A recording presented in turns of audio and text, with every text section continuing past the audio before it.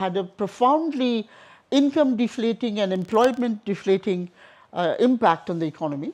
An insightful author, Daniel Thorner, had talked about there being a built-in depressor during the colonial period. That's a good description. Now, he, of course, did not spell out the mechanism of how it worked, but that was precisely it. Colonial exploitation meant there was a built-in depressor. And if you look at S. Shiva Subramanian's estimate, which is the most authoritative estimate we have of the national income of colonial India from 1900, is not just colonial India, he brings it up to post-independence India also. Then you will see that between 1900 and 1947, the net rise in per capita income in 1949 prices and constant prices was only 5%. Over 50 years, hardly 5% rise in per capita income. And that is not because we were not producing or exporting enough, it is because all our earnings were being taken away. So, some people might say, particularly in relation to my critique of Ricardo and kind of international division of labor that was imposed on the global south, where they were required to export the commodities that the global north were not capable of producing, then what is wrong with that? If we have an advantage, do not call it comparative advantage or relative advantage, but we do have some kind of advantage in being able to produce goods that the north cannot produce, which they demand, then what is wrong with a division of labor in which we export to them what they cannot produce, and they export to us whatever we want from them? Because after all, our exports, particularly in the post-independence period, would be earning foreign exchange. But even in the post-independence period, even when you did not have direct colonial rule, there is a very big problem with this kind of international division of labor. And that is that this kind of one-sided demand that the advanced countries, which became advanced, of course, historically by taking resources away from us, but they had a one-sided demand on the products of our land in the past. They continue to have a one-sided demand for products they cannot ever produce. Now, no matter how productive the lands of the global south are, and they are more productive than the lands of the global north, because as I pointed out, we have double cropping or triple cropping. Over the same period of production, the northern countries can produce only one crop, whereas we can produce 2 or even 3. So, we are much more productive in terms of our land productivity.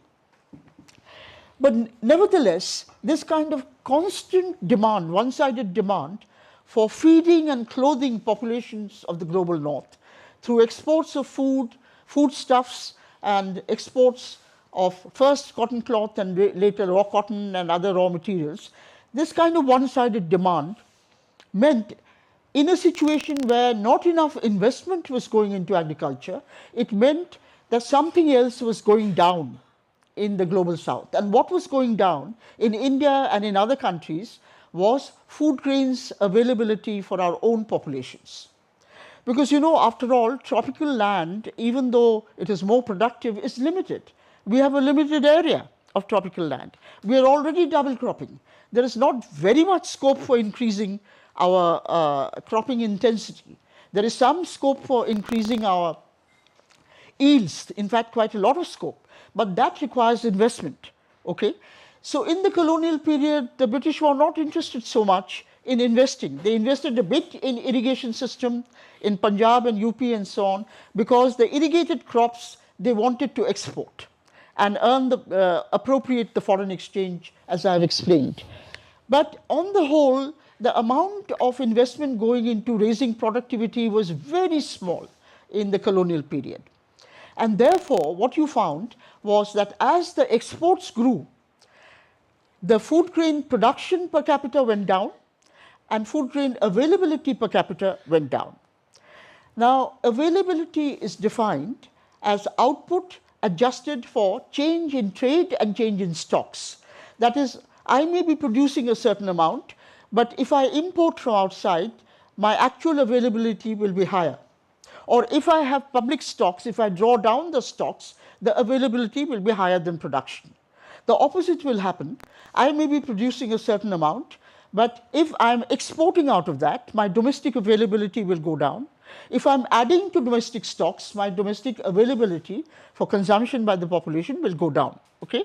So availability is simply output which you adjust for net imports and for net addition to stocks. That is the definition that the government of India has used for ever since the 1950s, for more than 70 years now. Every economic survey, annual economic survey, will give you the output and the availability using these definitions. Okay? Now, if you look at the historical data which was put together by George Blin in his book on agricultural trends in India, a very valuable study. Blin was a doctoral student at the University of Philadelphia in the US, and he was encouraged by Daniel Thorner to do a systematic study what was happening to agricultural output in India from the time the data became available from the 1880s onwards up to independence, what was happening to yield, what was happening to not only output but to exports and imports, and therefore availability for the population. And he found that not only did the per capita output decline over these 50 years, but per capita availability also declined. From per capita annual availability of food grains, and the food grains are defined as the cereal crops plus pulses, and that is a definition we continue to use. The cereal crops make up more than 90%. Pulses make up about 10, nowadays maybe about 12% of the total food grains. So cereals are the most important component, in which you use include wheat, rice, coarse cereals, coarse grains, and so on. Now, from about 200 kilograms per capita in 1900, or the period centered on 1900, not just a single year, but a 5-year period around centered on that, 200 kilograms per capita annually, the decline was to an absolute low of 137 kilograms per capita after the war, 1946. This is a single year, the lowest level ever in this country. And if you compare with the modern availability of grains in the least developed countries today, have a higher, much higher availability. They have a 25 to 30 kilograms per capita higher availability than what India had reached by 1946. And of course, this is the long-term trend. I have not even talked about, other than the first Bengal famine, about the periodic famines which ravaged the country because of the very high rate of exploitation that the British enforced in their collection of land revenue, combined with the deflationary impact, general deflationary impact, which is not recognized in the literature of operating surplus budgets. So you had periodic massive famines in different parts of India.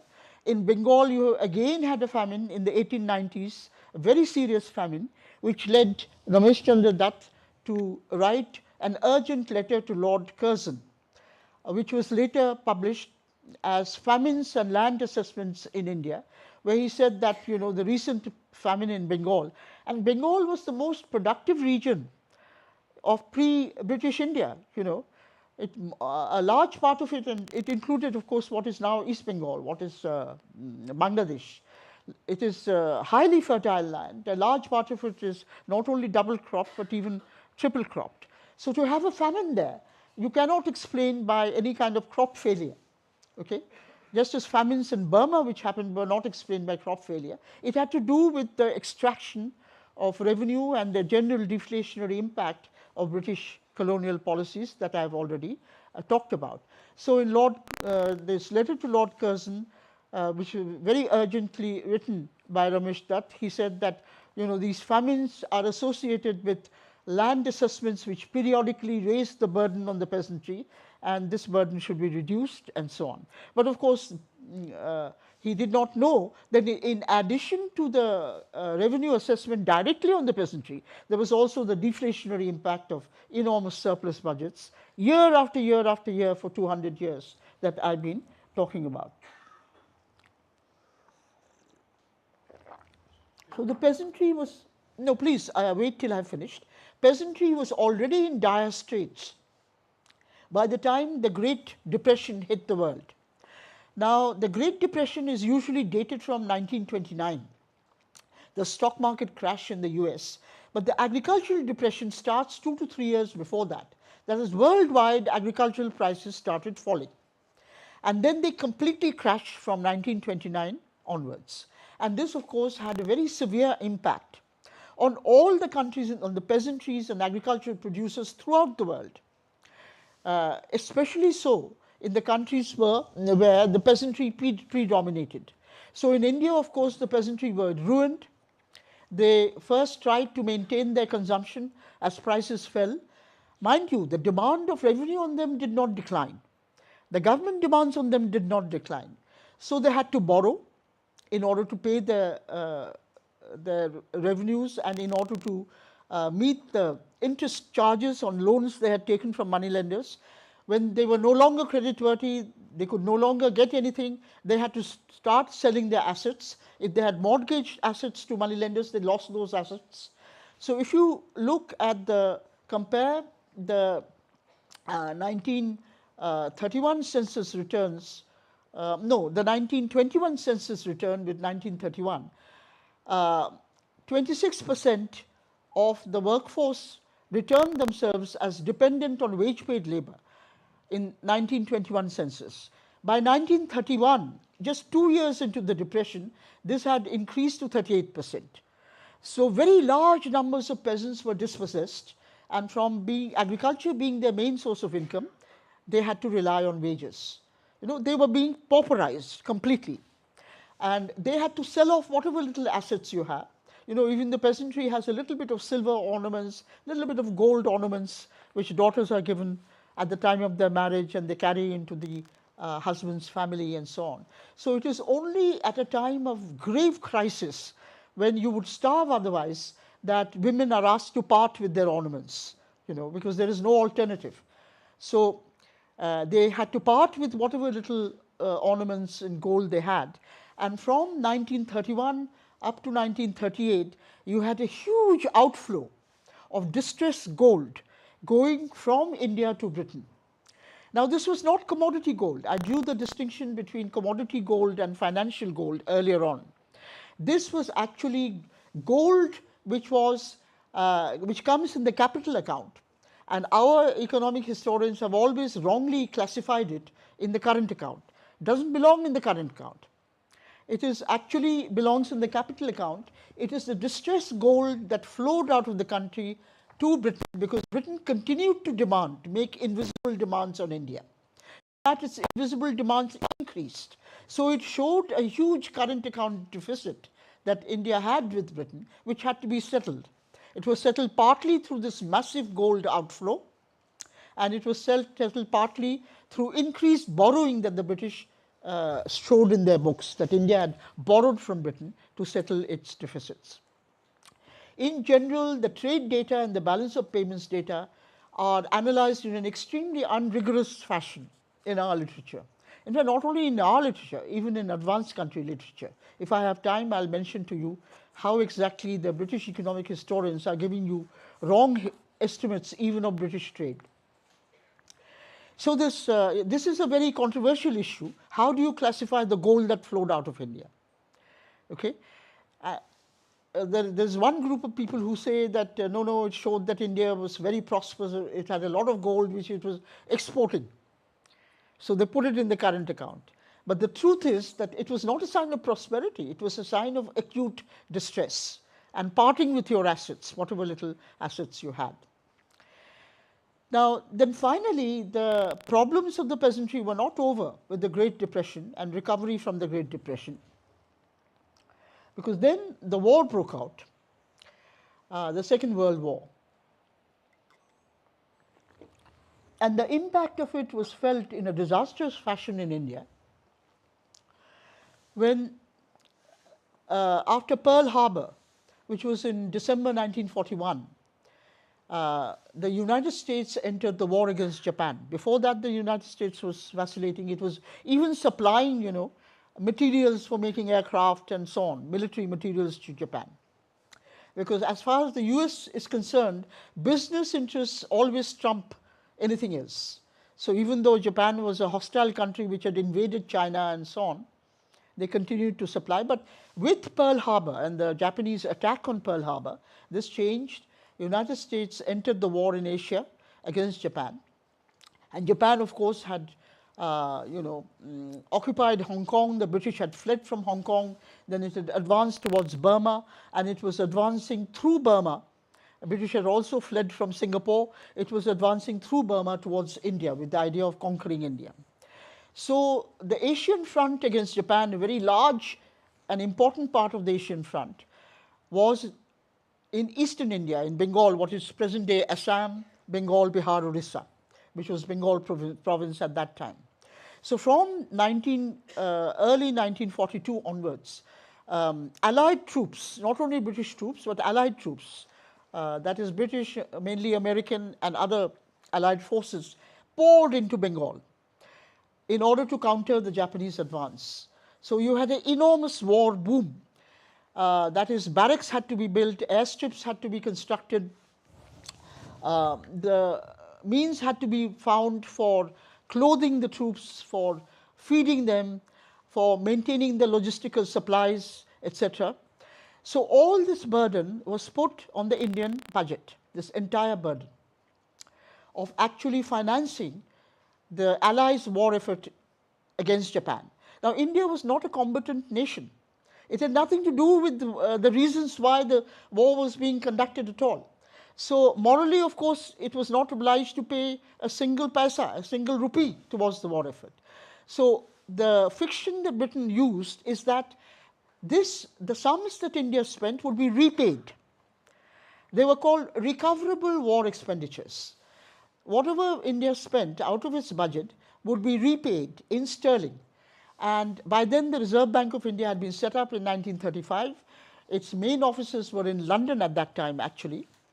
And the accounts of the Reserve Bank of India would be credited in sterling with the rupees, equivalent rupees that were being spent for the war effort, this huge increase in expenditure that you had. And I don't want to go into figures. I really want to talk mainly about the post-independence period. So those of you who are interested can read the article I published in the special issue of Economic and Political Weekly, October 1918, which was the 75th anniversary of the Great Bengal Famine, where from the Reserve Bank of India reports, the data that they give on the expenditure, I show that it was an explosion of expenditure, that was rupee expenditure, that was undertaken. It has no parallel anywhere else in the world, even during wartime. That is, within 3 years' time, the pre-war GDP, if you take the pre-war GDP of British India, within 3 years, more than 1/3 of the pre-war GDP was simply being spent as deficit finance. And the deficit finance itself was a multiple of the pre-war budget. It was a multiple. It was not a fraction. It was a multiple of the pre-war budget. So how was this deficit financed? A very small part through increased taxation. The taxation burden was already very high on the population. But the major part was done through just printing money, monetizing the deficit. And India did not have the ability to print money, technical ability, to print money at that kind of fast rate. We know from the 2016 demonetization, we still do not have that ability. But it took kind of months and years for the government to print the notes that it had demonetized. So at that time, we did not have that technical ability. So the rupee notes were actually printed in London, and they were flown over by plane loads to eastern India. Now, deficit financing of this magnitude, where within 2 to 3 years, the monetized deficit is a multiple of the normal budget. It's 5 times, 6 times the normal budget. And it amounts to 35% later on, 50% of the entire GDP of pre-war British India is absolutely unprecedented. Now, the government in Bengal put in place a system of collection of food grains and rationing so that the Allied troops would be fed, there would be no problem, and the people that it considered important, that is, there was a war boom, there were new factories coming up producing uniforms, boots, chemicals, war materials, and so on. There were construction workers employed in building airstrips and barracks. There was the Calcutta Port Trust, which was handling the incoming cargoes and so on. So all these people were considered essential to the war effort. It set up a rationing system where these people were supplied with minimal food grains. And on the whole, Calcutta had its supply of food grains, even those who were not directly involved in the war effort. But smaller towns did not. The rationing system did not work there. And of course, the burden was put entirely on the rural population. So within the rural population, it is highly differentiated. You have a few rich people. You have the bulk of the peasantry who are self-employed. But a large part of the peasantry are not self-sufficient. They do not produce enough food to feed themselves. Though they have land and they cultivate, it's not enough. So partly they cultivate, partly they get income through hiring out their labor to other people. So they are the poor and hired. And then you have the rural laborers who are entirely dependent on wages. Then you have the fisher folk, the artisans, the service providers who produce no food themselves, who have to buy food from the market or they have to get it from the peasantry. So this led to really a very fast rate of inflation. Rice prices quadrupled within a period of 18 months. By early 1943, if you were a poor peasant or a laborer and you spent your entire income on buying rice and on nothing else, you would not be able to buy enough to feed yourself within 18 months. Okay? And of course, this rate of deficit financing went on and on and on, and it precipitated a massive famine in Bengal, in which, at a conservative estimate, 3 million people died, of whom 1/3 were children aged 14 years and less, because it was a young population. 37% of the population constituted children aged 14 years or less. Now, even if I assume that these people, the laborers, the artisans, the service providers, poor peasantry, who faced starvation because rice prices went beyond their reach, even if you assume parents fed their children first before they fed themselves, so the rate of mortality of the children in the total mortality is less than their proportion in the population, that not 37% but only 33 or 32, 33% died. Even so, something like 1 million children would have died out of that 3 million at that time. Now, these are figures which are there in the books but which are never talked about. I don't think any of you have heard of the massive mortality and the reason for it. The reason for it, of course, people at that time said it was man-made. It was not man-made. It was British government-made, because it was a deliberate policy of putting the burden of financing the war on the Indian budget. And of course, since the major part of the expenditure took place in eastern India, they did not get wheat from Punjab to feed people in Bengal, the allied forces or others in Bengal.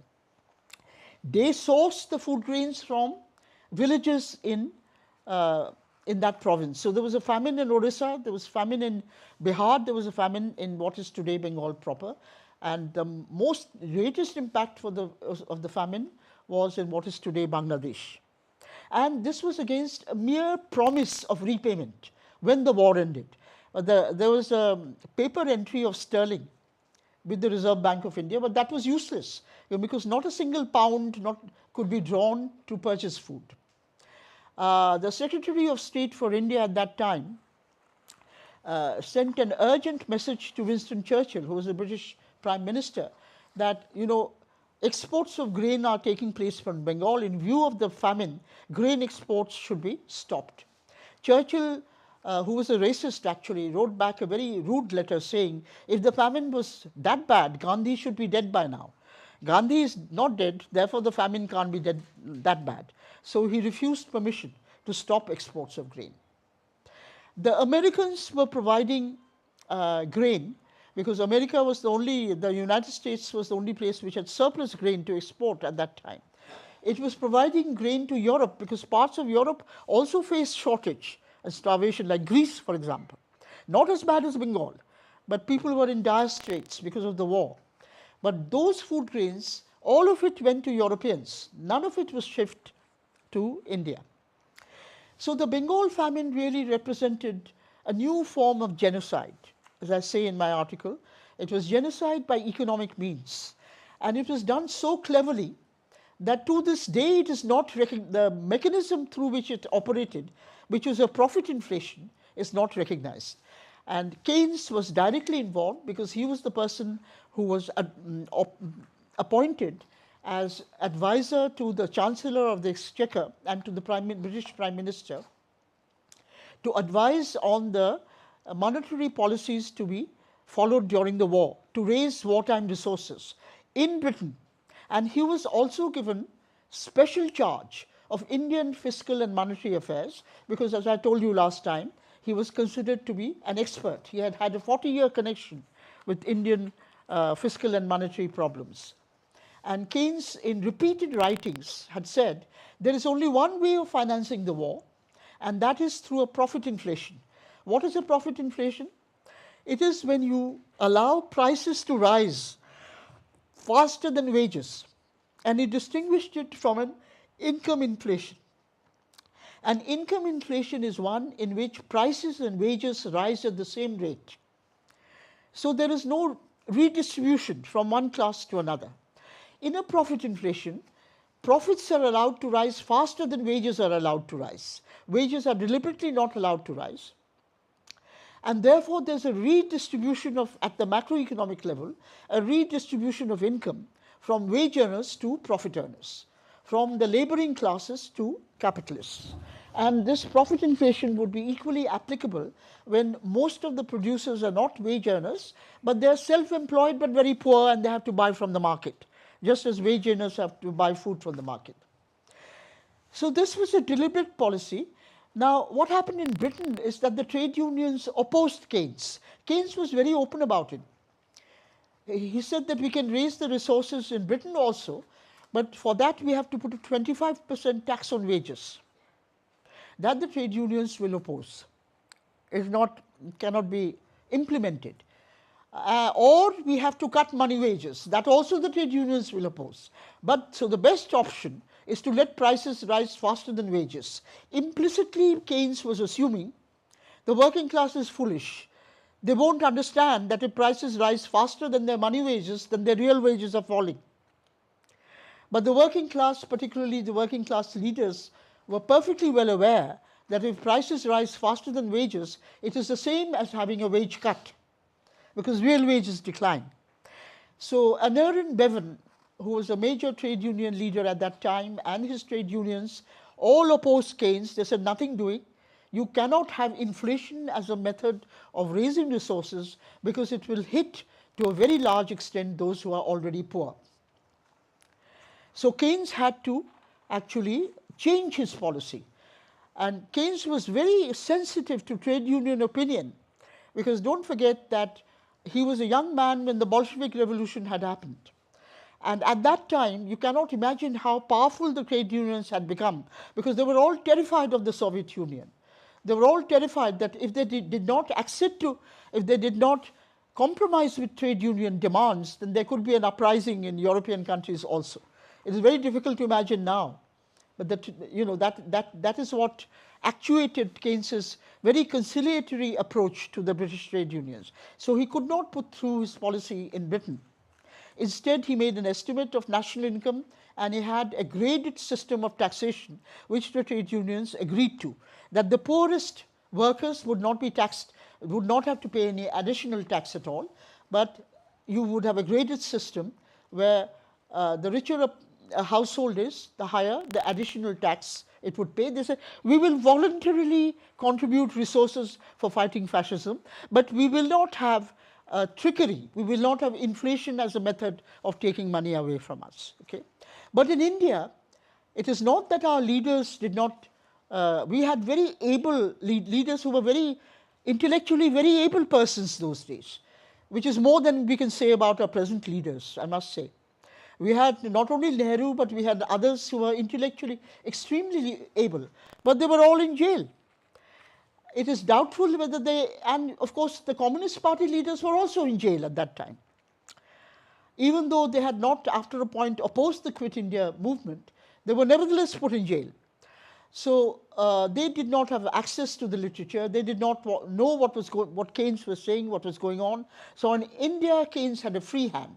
And profit inflation, through this kind of massive monetization of a massive deficit, is the method followed, which led to 3 million people dying. So it was a deliberate policy measure.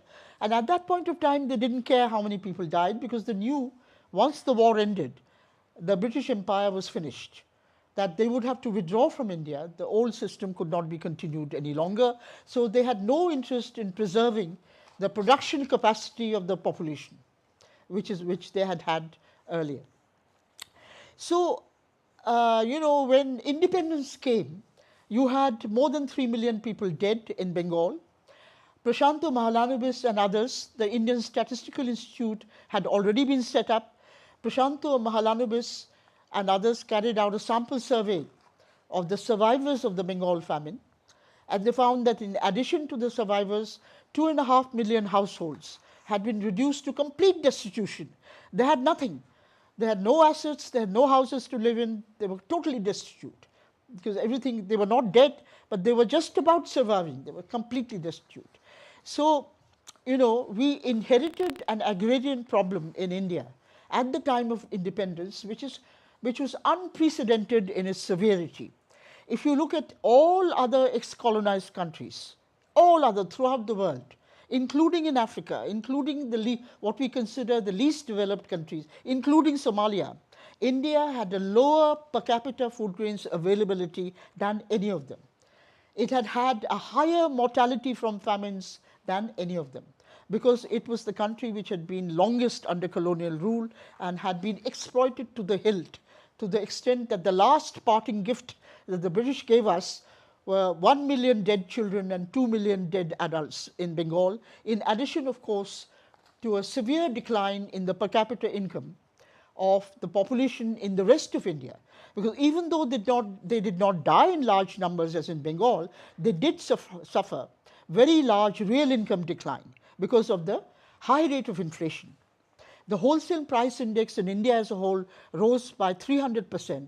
In Britain, over the same period, it rose by 70%. Okay? In Britain, over the entire period of the war, the civilian plus military mortality was less than 500,000. In Bengal alone, over 18 months, the civilian mortality alone was 6 times that number, 6 times. And of course, we are not counting all the Indian soldiers who died fighting for the British throughout the world. So it was a massive thing. Nowadays, there are departments in foreign universities which are talking about reparations, recompense for colonial exploitation. What reparations can there be for killing 3 million people? And it's not just those 3 million, it is the generations, future generations that would have been produced if those 3 million had lived. There can never be any reparations, all right? But at least we should remember. So this problem that was inherited by the government at independence was very serious. Their first priority was to revive food production, which had come down to a historic low, and hunger stalked the land. The set of policies which were put in place at that time, and this set of policies lasted longer in India than in other countries. It lasted for nearly 4 decades, from independence right up to the end of the 1980s. I would say from 1947 to 1987-88 or so.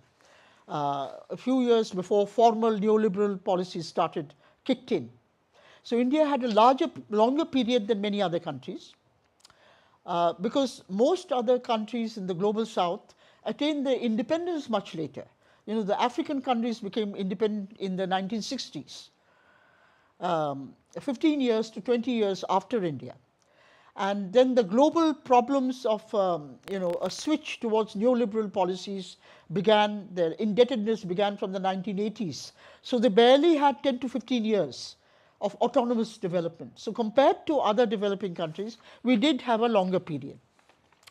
So what was the major objective of the what is nowadays called the Nehruvian policy of dirigism? Now, dirigist policies, dirigism is a French word, which means directed.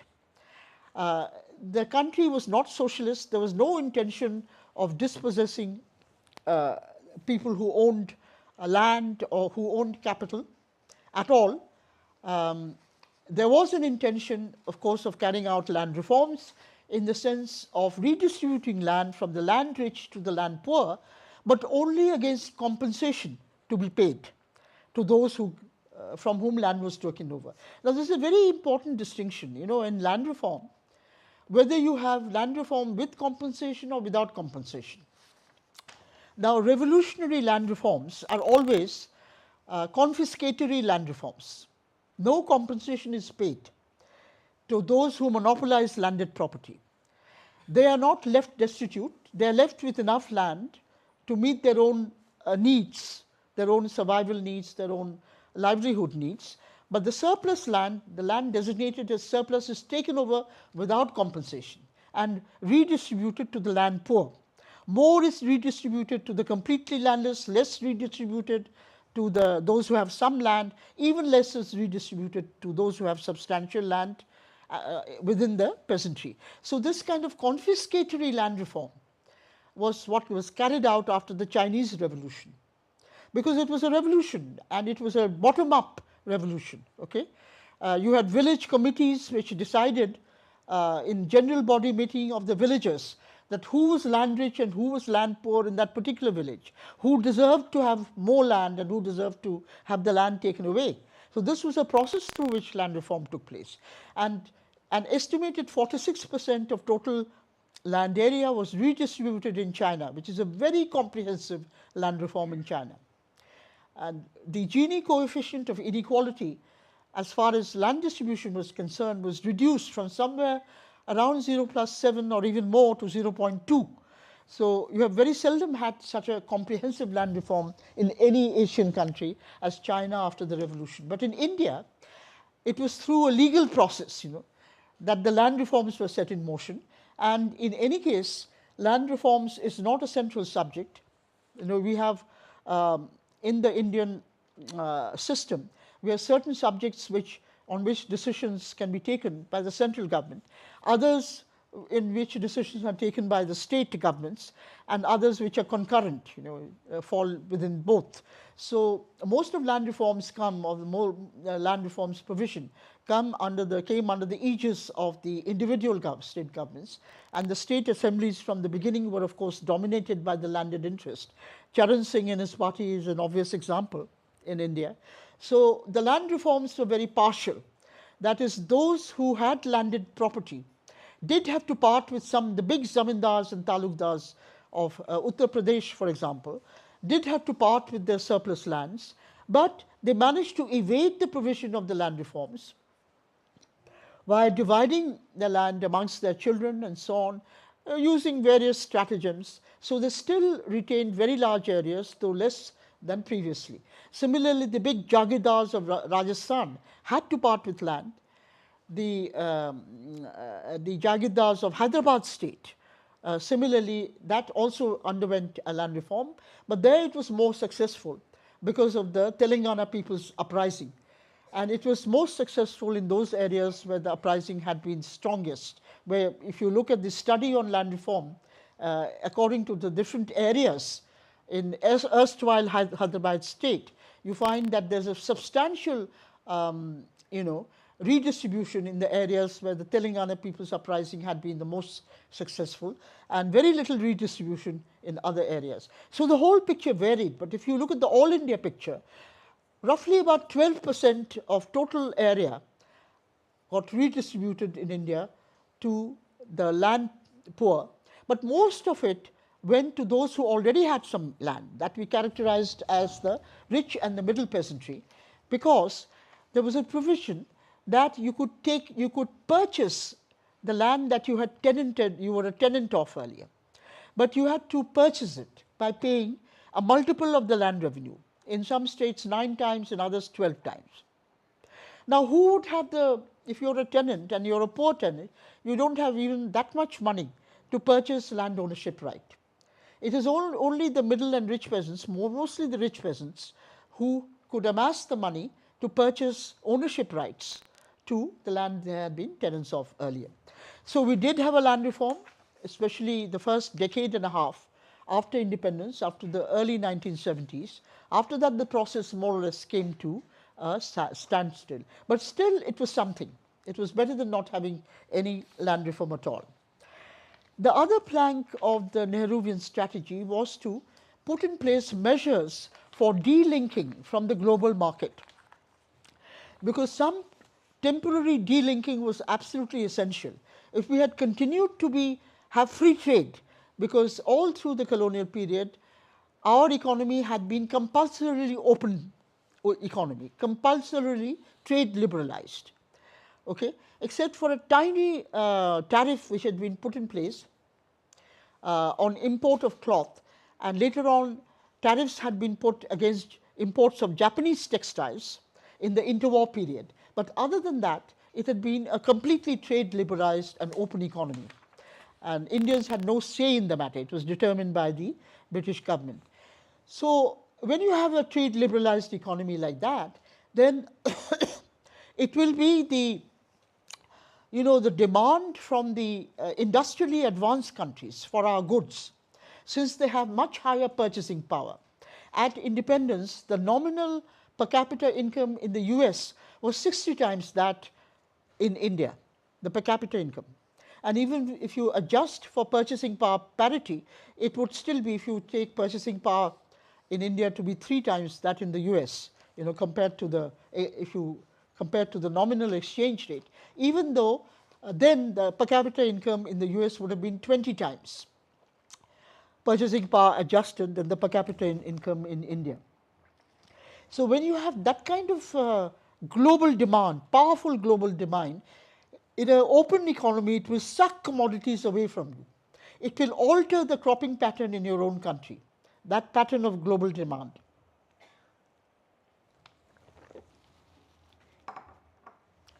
So the government quite rightly, the leaders of the government quite rightly said that we have to protect our farmers and laborers and working people are in a very dire state. They have suffered famine, a very sharp fall in their nutritional standard. So we have to protect them from the destabilizing impact of global demand. So what happens if you open up to global demand is that if global prices of food grains falls suddenly, and global prices are highly volatile. Historically, they have been volatile. They continue to be very volatile. They go up sharply for 3-4 years, then they will fall equally sharply for the next 3-4-5 years. So they go up and down very sharply. That is what is meant by volatility. If suddenly, for example, wheat prices decline, rice prices decline in the global market for whatever reason, there is surplus production in the exporting countries, let us say. So they're putting much more on the market than before, global market than before. Therefore, prices fall. Then what will happen is that those cheap grains will flood our market, and it will undermine the incomes of our own farmers. If you have the opposite case, where global prices go up very sharply, then what will happen is that our farmers will start exporting rather than meeting the food grain need of the local population. So you have to avoid very sharp fluctuations in prices. Therefore, you have to cordon off the economy to a certain extent, particularly the economy of the petty producers, of the small-scale producers. That is, all farmers were counted as small-scale producers in this context, even though all of them are not small. It included a minority of large-scale producers also. But it's very difficult to operate a differentiated system. So a blanket, the entire farming sector was considered worthy of protection, and similarly artisans and handloom producers, small-scale powerloom producers had to be protected. So you had in place a system of quantitative restrictions. That is, you could not allow cheap products to flood in. You had quantitative ceilings on how much you could import. Similarly, you had quantitative ceilings on how much you could export. If the global price went very high and people were tempted to export rather than meet the demand of the global market. So raw cotton producers, for example, if the global price of raw cotton went very high, you did not allow raw cotton producers to export until the internal demand of the handloom weavers, of the powerloom weavers for raw material had been met. If they were met and then there was a surplus, they could export. There was no absolute ban on exports. That is how the quantitative system operated, and in many commodities also, you had tariffs. Where you had no quantitative restrictions, you had tariffs to protect the global market, to protect the domestic market from global fluctuation. The other measure was how to avoid large fluctuations in prices within the economy itself. But I'll come to that later. First of all, the imperative was to actually increase your food grain production in particular. Because during the 50 years before independence, the trend annual rate of growth of food grains production was 0.11%. That's virtual stagnation. And in Bengal, food grains output, rice output had been in absolute decline. It was a negative growth rate. For India as a whole, it was virtual stagnation, okay, according to Blind's figures. Whereas the commercial crops, of course, a part of food grains also was a commercial crop. Irrigated wheat used to be exported. But leave that aside, the commercial exported crops had been growing in the 50 years before independence at a rate of 1.31% per annum, according to Blind's figures. So they had been growing at 12 times faster than food grains. So the absolute priority was food grain production. So that is why the government undertook very large scale investment, public investment in irrigation. It also undertook research in bringing into the country and modifying high yielding varieties of wheat and rice. That is what goes into the Green Revolution of the 1960s. Now, we did not initiate the Green Revolution. It was the International Rice Research Institute in Philippines which evolved the high yielding rice varieties, but they had to be adapted to Indian conditions. That is, they had to be modified by the institution which was set up, the Indian Council for Agricultural Research, to suit Indian conditions. And Indian conditions also were very variable. They were not the same all over the country. So ICAR played a very important role, and similarly agricultural universities, research departments were set up throughout in every state. Agriculture was given very high priority because of the dire strait we were in. And these helped in evolving and modifying existing varieties. Similarly, in the case of wheat, as you know, it was the Mexican high-yielding varieties which were brought into the country, and they were modified to suit Indian conditions. Now, it is not simply enough to have high-yielding varieties. You have to reach it to the farmer. So extension services in which, you know, the whole administrative structure, right from the state to the district level, to the tehsil level, to the block level, the entire structure was created in which the new technology would be reached to the farmers. They would be educated about the new technology, and also the provision of seed, high-yielding seed varieties through government agencies, etc. That was prioritized. So you had public investment in all these areas. And the reason I'm going into this is all bread and butter for people who are over 60 years old, like myself, who grew up in this period. You know all of this. But most of you were not even born when these policies were being implemented, right? You were actually probably born after neoliberal policies started. So you have never known a pre-neoliberal period in India. That is why I'm going into some detail into the rationale, and it was a very sound logic behind this. Prioritizing agricultural investment particularly irrigation, but not only irrigation, irrigation, large-scale irrigation as well as medium and small-scale irrigation, but also prioritizing this whole question of reaching the new technology to the farmers, which is what led to the Green Revolution. I'm stressing this because there was a phenomenal attack which was mounted later on from the late 1980s all through the 1990s, and which goes on even today, on India's Green Revolution. From the advanced country universities, you have people telling you the Green Revolution was terrible. It led to monocropping. It destroyed, they pretend to be very interested in our indigenous crop varieties. It destroyed indigenous crop varieties. India had such high biodiversity. Half the biodiversity is gone because you focused on high-yielding varieties of wheat and rice. So it was a terrible thing which happened. It led to rich farmers gaining at the expense of poor farmers. So there is a concerted attack on the entire Green Revolution strategy. And it's quite a clever attack because it uses class language. Actually, the people who are attacking this could not be bothered at all about rich farmers and poor farmers. They're least bothered because they are not the people who at all talk about the very low food grain availability in independent India, the fact that hunger was stalking the land. They don't talk about famines to which the Indian peasantry have been subjected. They say nothing about all that.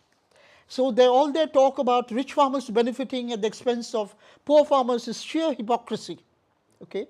It is simply a means of getting students and others to think that this is a progressive argument. It is a class-based argument. It is nothing of that sort.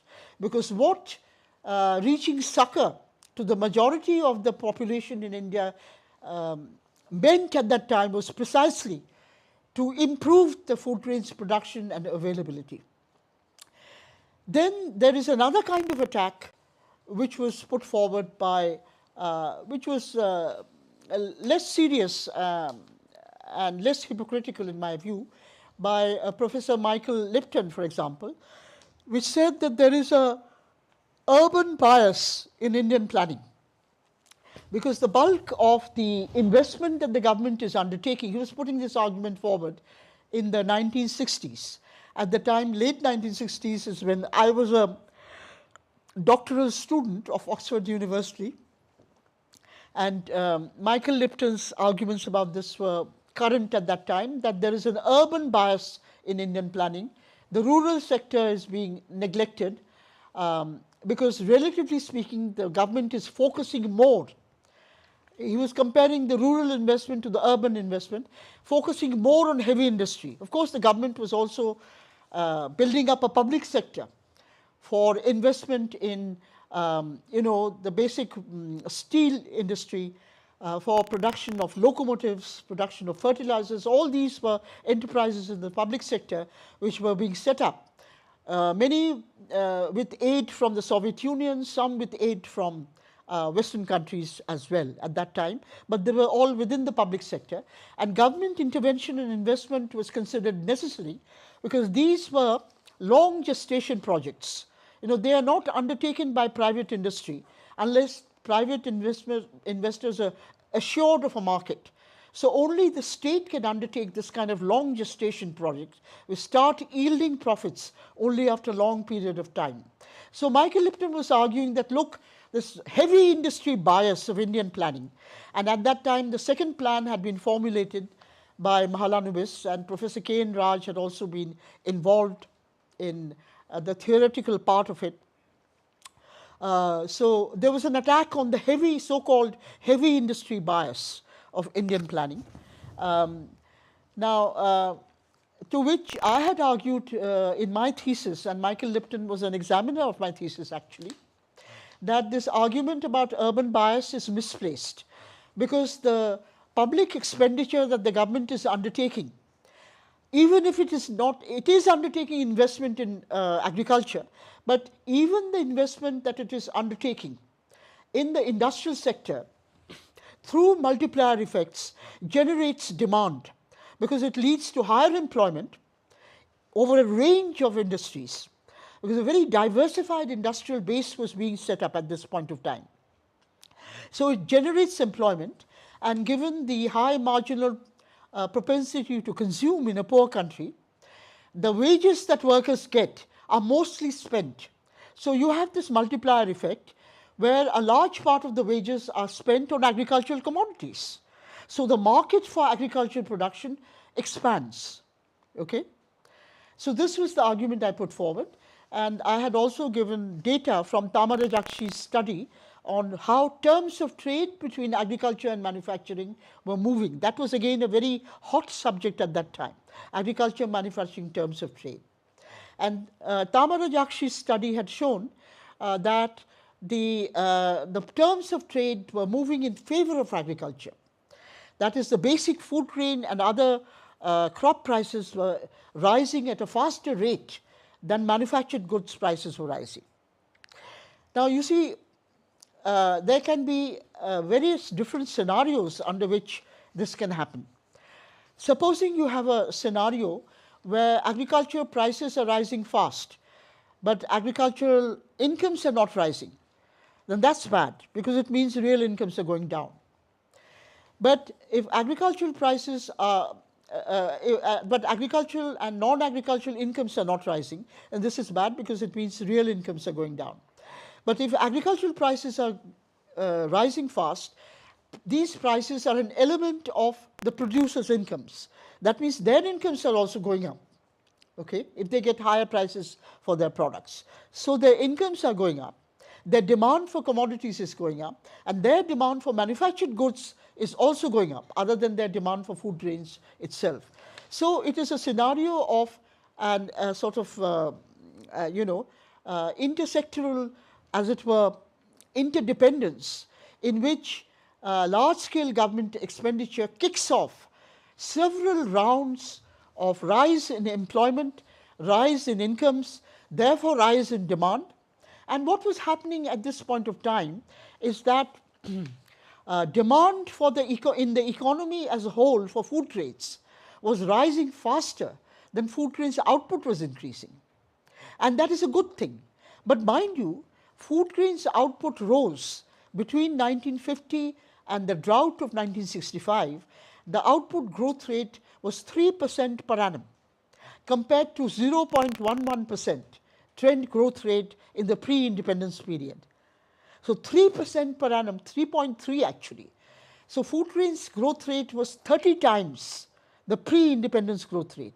So it is not as though food grains growth rate was not rising. Food grains output was rising very fast compared to historical trends. But because agricultural and industrial workers and peasants' demand was rising, their incomes were rising, and it was rising faster than the food grains growth rate. Therefore, food grains prices were rising faster. So this is a positive scenario, not a negative scenario. You always have to look at things like inflation and so on in the context of what is producing it, what is the overall economic context in which a particular phenomenon is happening. So I remember Michael Lipton leaping up and sort of putting a ruler on my diagram on terms of truth. So where is the improvement? It's very small, he said. I'm just giving you this anecdote. But anyway, I got my PhD, and later on, several years later, he told me that, and in my thesis, I had also done field work in 5 different states of India, because my thesis was essentially about the growth of capitalist farming in Indian agriculture, which was a spin-off of the Green Revolution. So I had in fact done field work not in Kerala, but in Tamil Nadu, in Karnataka, in Andhra Pradesh, mainly in South India, but also in Gujarat and in Odisha.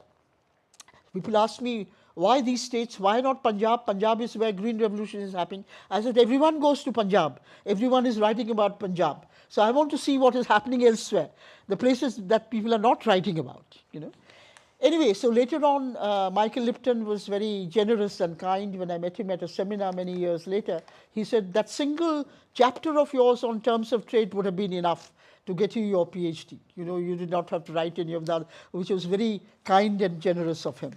But actually I was putting forward, especially since I was actually countering his argument, I was sort of trying to refute his argument about urban bias. So you see, later on some people said that, oh, you're painting a very glowing picture of the Nehruvian era. I said, yes, we were critical of the government at that time. Leftists and communists were highly critical of the government. But when we see what neoliberalism has done to the economy, then we realize that, you know, the Nehruvian strategy was sensible. And it was the best you could expect of a government which was actually a bourgeois government, you know, which was led by the most progressive elements of the bourgeoisie. So you also have to correct your own assessments in the light of later developments.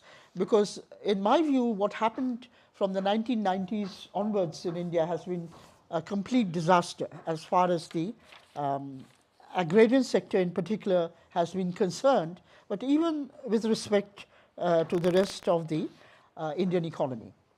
Now, the third plank that I was talking about of the government strategy was stabilizing internal prices plus price fluctuations for the producer as well as the consumer.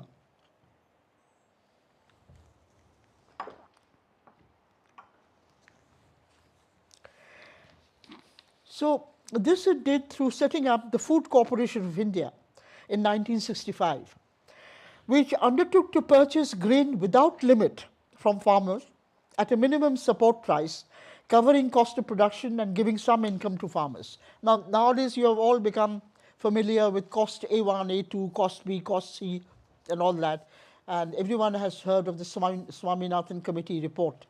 But this minimum support price regime started from 1965. Of course, 1965 was a bad year, bad agricultural year throughout Asia. It saw a very sharp downturn in our food grain output. There were even famine conditions in parts of Bihar at that date. So we were in a sort of food grain crisis situation after 15 years of very good harvests. And even in China, you find a little earlier that there was a very sharp downturn in food grain output. And later on, all kinds of propaganda has been put forward by Western demographers that there was a massive famine in China, 30 million dead. All that is complete rubbish. If I have time, I have explored the data on the basis of which these demographers are making these claims, and there's no scholarly basis at all to the claims they made about massive famine in China in the 1960s. But anyway, coming back to India. So the whole minimum support price regime started in India in 1965. So the idea was that the government tells farmers that you can sell to us as much as you like, we will purchase. It's up to you. You can also sell to private traders, but you have the option of selling to the government procurement agency. Sometimes the government also used private traders for procurement, depending on the state concerned. And we will give you this minimum price. The market price may be higher or lower, the global price may be higher or lower, but we will give you this minimum support price, which has been calculated on the basis of cost of production and to give you a reasonable income after meeting all your costs of production. But up to you whether you sell or not. Now, by buying from farmers, it then added to its stocks of food grains, and it decumulated stocks by selling to consumers through a chain of fair price shops. So it set up a rationing system, and the system was a universal rationing system. Since all of you have grown up in a targeted rationing system, you don't know what a universal system is. Probably you don't even know what a targeted system is because you don't have ration cards. You're all too well off to need ration cards. All right, only the poor have ration cards now. But a universal rationing system, which we had from 1965, I had a ration card, all families had ration cards. There was no division between rich and poor. It meant that you had a certain allotment every month.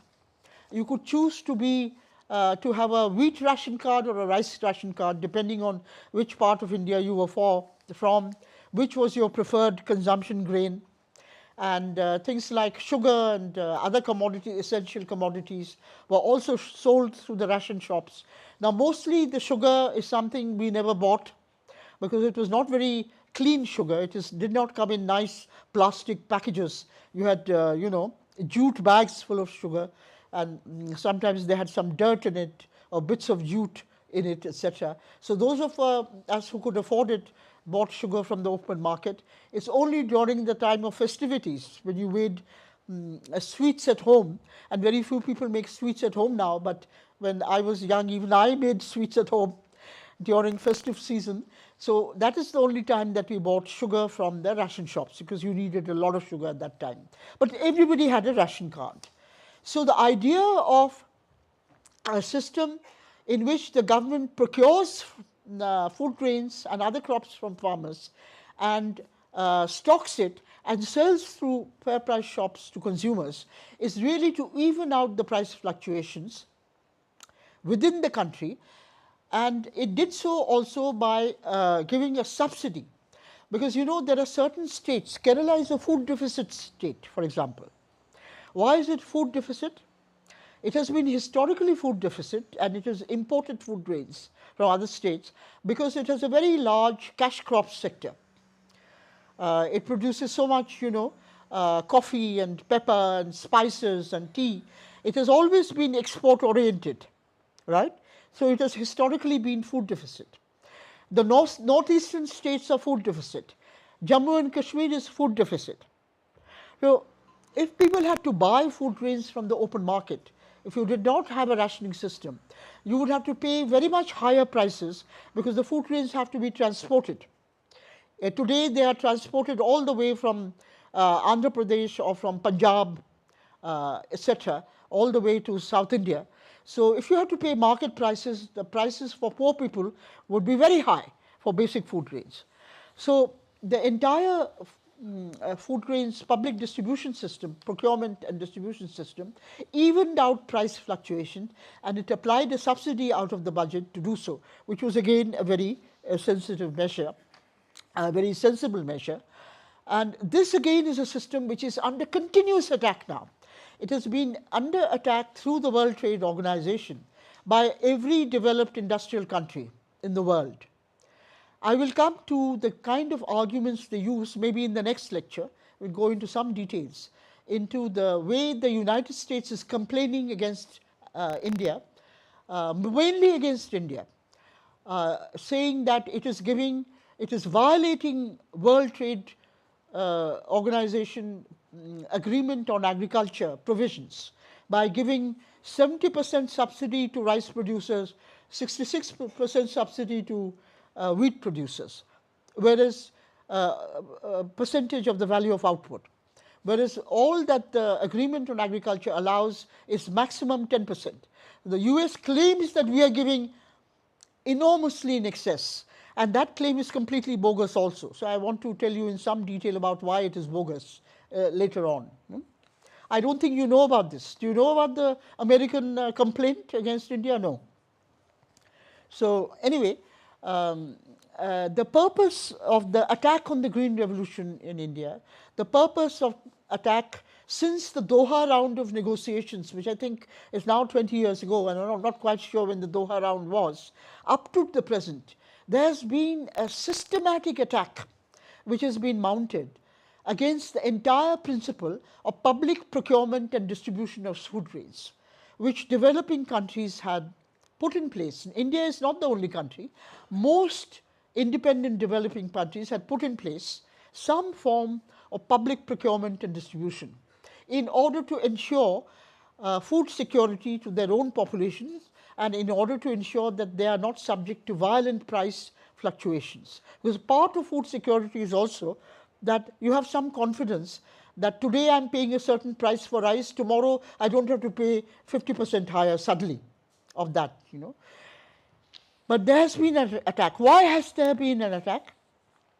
And here we need to go back to the colonial period, what I was talking about, that the entire thrust of industrial policy in the North, the industrial North's policy rather, vis-a-vis the global South, as far as the agrarian sector is concerned, is you have to change your cropping pattern to suit our demands.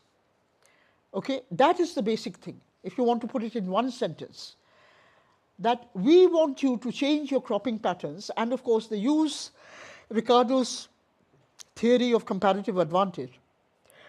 They say that we have a comparative advantage in producing grain.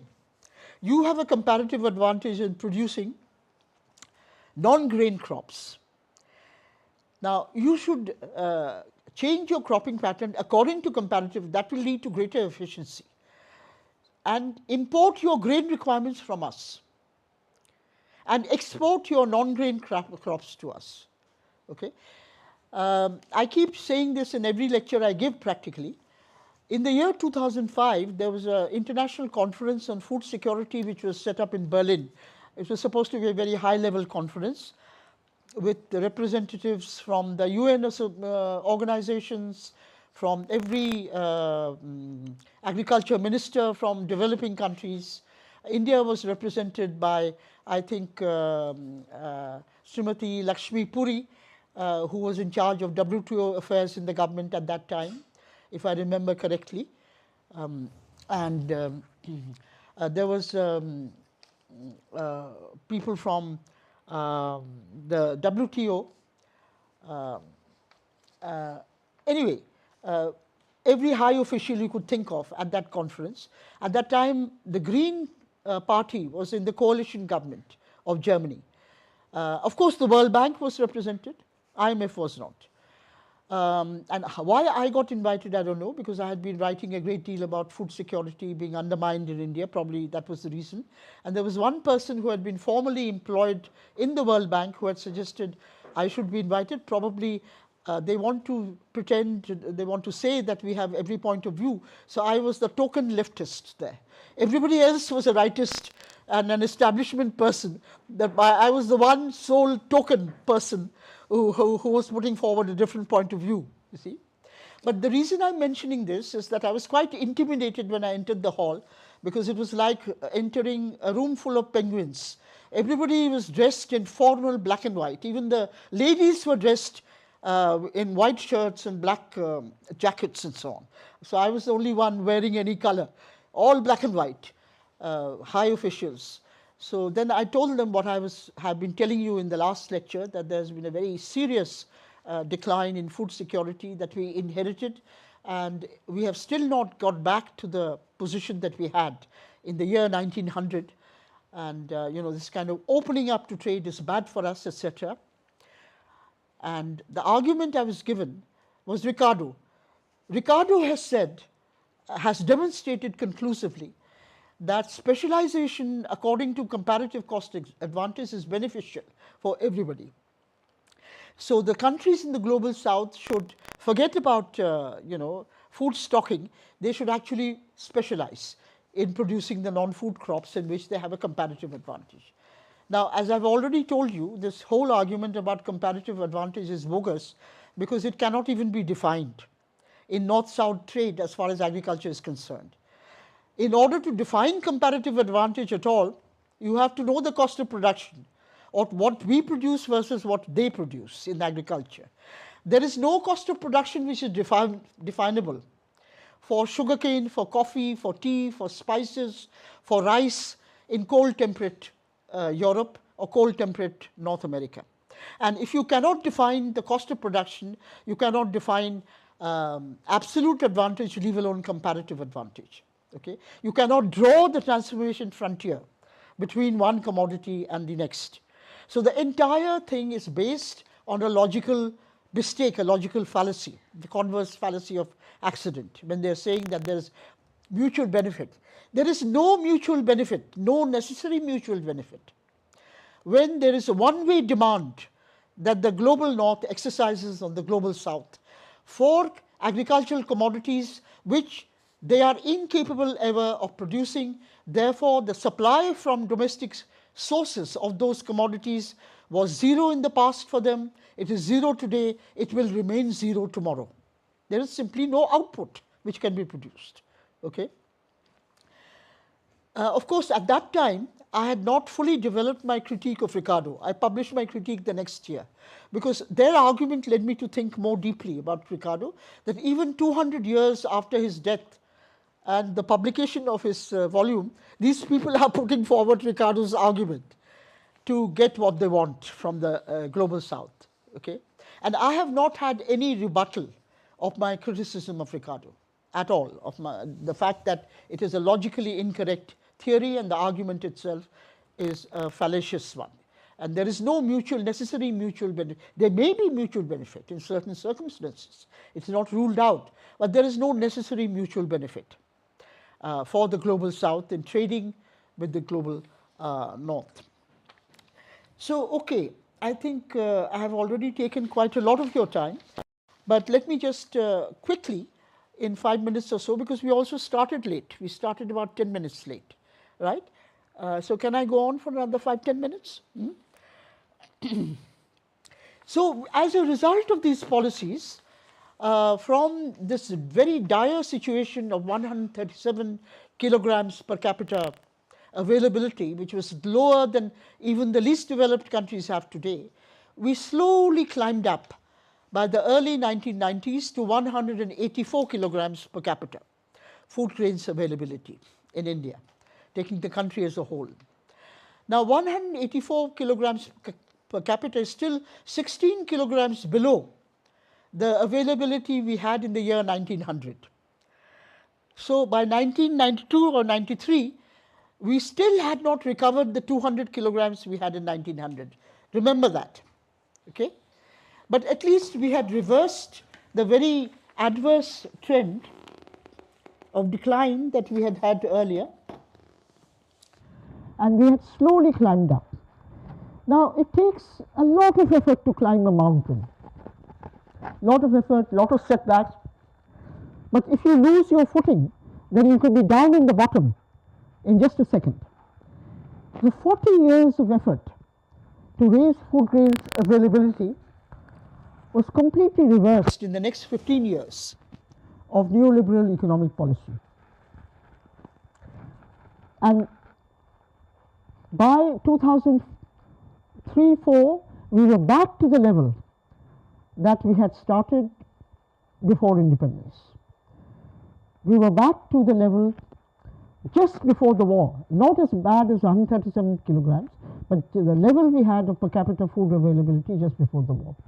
Now, I had been writing article after article. You might say I had got obsessed with this because this particular question of the inverse relation. That is, historically we find the more a developing country, a tropical developing country produces for export, the lower its own food grains availability becomes for its own population. This is what I call the inverse relationship. We find that in history, we find that in modern times. And particularly in a paper, a public lecture I gave, and subsequently it came out as a pamphlet called The Republic of Hunger, just a small pamphlet, in April 2004, just before the general elections of 2004. I drew attention to the fact, but before that I had written innumerable papers on it also, that there had been a sharp decline in per capita food grain production and availability once the neoliberal reforms had started from the early 1990s. There has been a sharp decline in the food grains growth rate. Why? Why is this? Because there are two pillars of neoliberal economic policies which were put in place. Once Manmohan Singh became the finance minister in 1991. The two pillars are sharp fiscal contraction, so that reverses the Nehruvian policy of large-scale public expenditure. There's a sharp cutback on public expenditure, particularly on development, particularly on rural development, and also social sector development. The second main pillar of neoliberal policies is free trade. That is, the system of protection that had been put in place was dismantled. It was not dismantled all at once. It started to be dismantled particularly fast from about 1996, 94, 95 onwards. There are additional policies which completely reversed the earlier policies. One was the financial sector liberalization and The second was the public distribution system. Targeting was introduced into the public distribution system in 1997. And unfortunately, the government that did it was a united front government. I believe at that time led by Devagowda, but I may be wrong, because the Congress kept withdrawing support from various UF governments and the prime ministers changed so frequently, I don't quite remember. But it was not, it was actually a united front government which did the withdrawing, and not an NDA government. And it was completely misplaced, because there was a continuous barrage of propaganda that it would be far more efficient if, instead of having a universal public distribution system with ration cards for everybody, you target it to those who really need it. That is the argument used. Again, it's a very progressive sounding argument, but we have to be very wary of this progressive sounding argument. Again, they're hypocritical, because the real objective is to start a process by which you get rid of the public distribution system completely. So targeting is the first step in that process. Going from a universal system to a targeted system is simply the thin end of the wedge. The eventual objective of those who were putting forward this argument is to do away completely with a public distribution system, which is what was tried with the 3 farm bills, which got reversed with the farmer movements recently. So every single policy you could think of. The additional Nehruvian policy, which I had not mentioned, is in terms of bank credit. It is not much use stabilizing farmers to prices for farmers if at the same time the farmers do not have enough money, they cannot afford money to invest in improving production.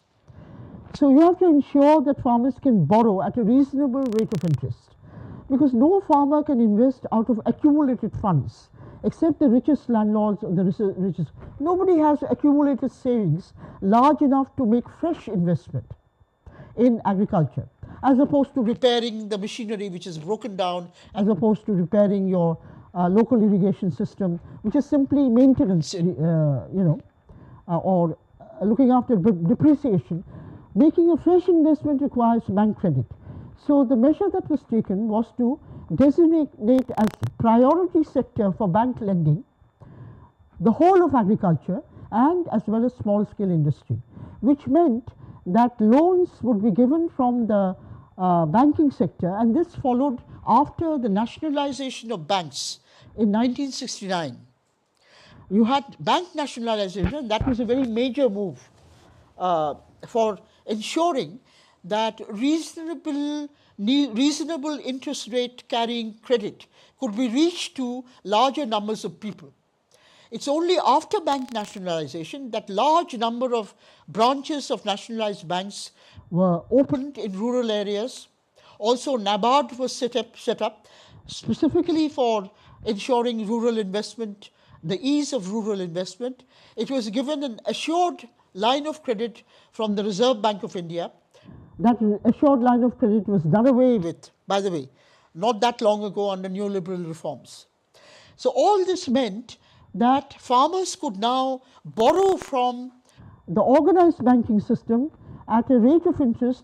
Even the normal rate of interest was much lower than the moneylender rate of interest, but they could borrow at an even lower than the normal bank rate of interest. Now, moneylender rates of interest were astronomical.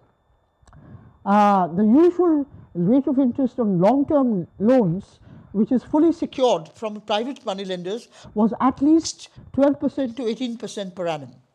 Now, for small, short period loans, usually we found when we were touring various places as part of a commission later on investigating farmer suicides, the usual interest rate was 3 rupees to 5 rupees per 100 rupees per month. That is 36% to 60% per annum rates of interest on small loans to farmers, which farmers were forced to take when they went in for cash crops production. Now, with financial sector liberalization, this after 1991, from 1993-94, the some commission which was set up for financial sector so-called liberalization, which redefined priority sector lending. So priority sector still existed on paper, but now it is not confined to the small scale sector anymore. Large scale producers could claim priority sector status. So effectively, the peasantry was being deprived of low cost loans. So even low cost credit they were subjected to crunch. So let me stop there today. I hope I've given you some idea of the policies followed during 40 years and how these policies were reversed. Some of them very sharply, like fiscal contraction during the 1991-92 budget, meant that there was an absolute decline of per capita GDP by 1992, which had never happened since mid-1960s. For almost 30 years, no year had seen an absolute decline in per capita GDP in India. But with Finance Minister Manmohan Singh's fiscal contraction in 1991, following the World Bank and IMF directives, you had an absolute decline in per capita GDP by 1992. Okay, so it was very sharp fiscal contraction. There was also a sharp devaluation of the Indian rupee, also demanded by IMF and World Bank. But the other processes of reversal were more gradual that I've talked about. That is the attack on the rationing system, introducing targeting, attack on free credit or low cost credit to farmers, that was removed from 1994, and attack on protection to the entire small scale sector. That started to be done away with from the mid-1990s. I will talk more about the results of all that in my next lecture, and also about the question of what was happening to poverty in India.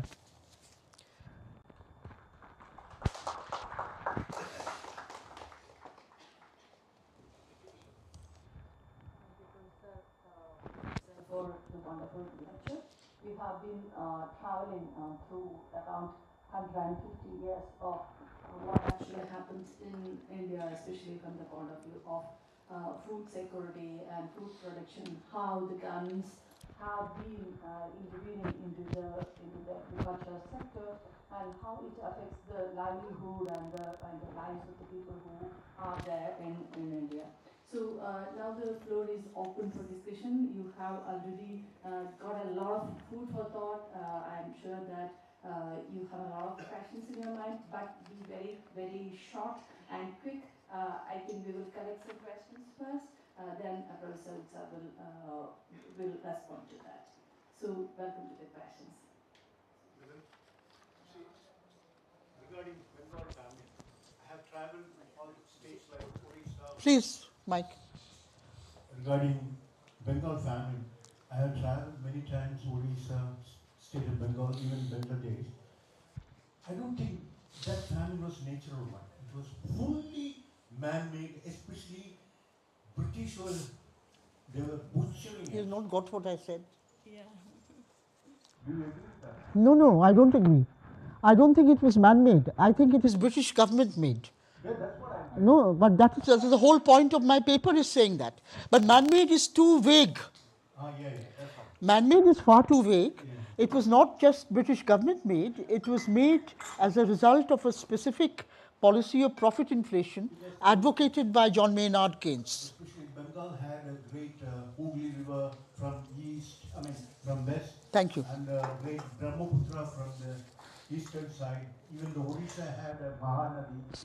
Excuse me, it has nothing to do with rivers. Famines have nothing to do with rivers. It has to do with economic policy. And what I was trying to say in my paper, which I've asked people to read, and what I was saying in my lecture, is that it was a deliberate policy of raising money.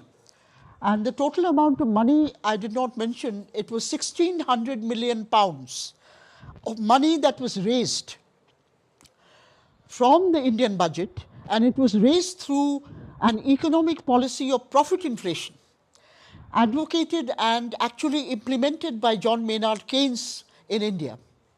So you need to study Keynes in order to understand what a profit inflation is. It's not a difficult concept. once you understand it. He said you have to make sure prices rise faster than people's wages or incomes rise. So there's a real income decline for them. So it is forced Savings, forcing people to save by reducing their consumption. So the policy of reducing consumption, he said, was essential because during war, there is a sudden increase in the need for investing, which you don't have in normal times.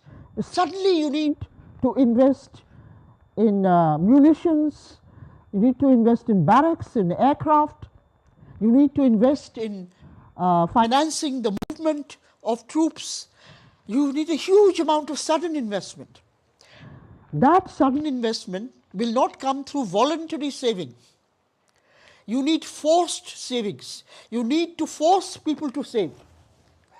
And the way to do it, the only way people will do it without resisting, is if they don't know that they're being forced to save. By reducing their consumption through an economic policy where prices rise very fast, but their incomes do not, so their consumption goes down. Let me also say a little bit more, because it is a very important application of the principle of profit inflation. Are you economics students? Most of you? All of you? You're economics students, all of you? Not all. But you see, you should read a very easy chapter to read in Treatise on Money by John Maynard Keynes. Treatise on Money. Now, Treatise on Money has two parts: the pure theory of money and the applied theory of money. There are two books, Pure Theory of Money and Applied Theory of Money. The applied theory of money, he has a chapter on profit inflation. So just read that. Actually, the whole of Keynes's applied theory of money is very easy to read. He also gives you historical examples. He talks about how the pirates in Elizabethan England, the loot that they, when they looted the Spanish galleons coming back from South America, the loot that they carried back to England, in which Queen Elizabeth also had a share. That loot, if you capitalize at a certain rate of interest, would amount to so much in the present day. He has very interesting anecdotes there. So read the Applied Theory of Money by Keynes. There he talks about profit inflation, and he talks about the problem of financing war expenditure, abnormally high war expenditure. In that Applied Theory of Money, he talks about the First World War. And he talks about the Second World War in a book he published in 1940, when he was already advisor to the British government on war finance. It's called How to Pay for the War. The second book is How to Pay for the War. A radical plan for the Chancellor of the Exchequer. That's the subtitle is A Radical Plan for the Chancellor of the Exchequer. Okay.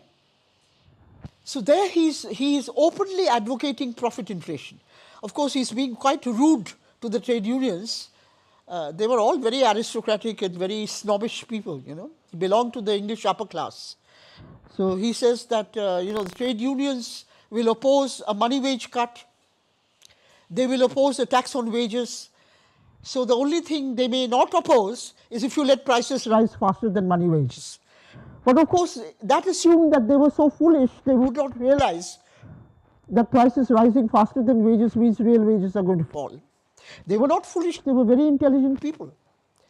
So this is nothing doing. No profit inflation in Britain. It was trade union resistance which prevented Keynes from implementing the same policy in Britain. So you can say he was not particularly anti-Indian. He intended to have the same policy also in Britain. But their trade union resistance meant that he could not have his way. But in India, there was nobody to resist. Actually, I must say this, the one person who could have warned the Indian leaders is Rajni Palmdutt, Communist Party of Great Britain. Rajni Palmdutt had a very close association with India. He wrote that famous book, India Today. He knew what was going on in India. He knew he was the only person who knew both what was happening in Britain and what was happening in India. But Rajni Palmdat at that stage did not take Keynes seriously enough to read him. He should have concentrated on what Keynes was saying. He should have followed Lenin's example, because Lenin died, I think, in 1922. But Lenin made it a point to read everything Keynes wrote. He was on the opposite side to Keynes. Lenin read Keynes's book,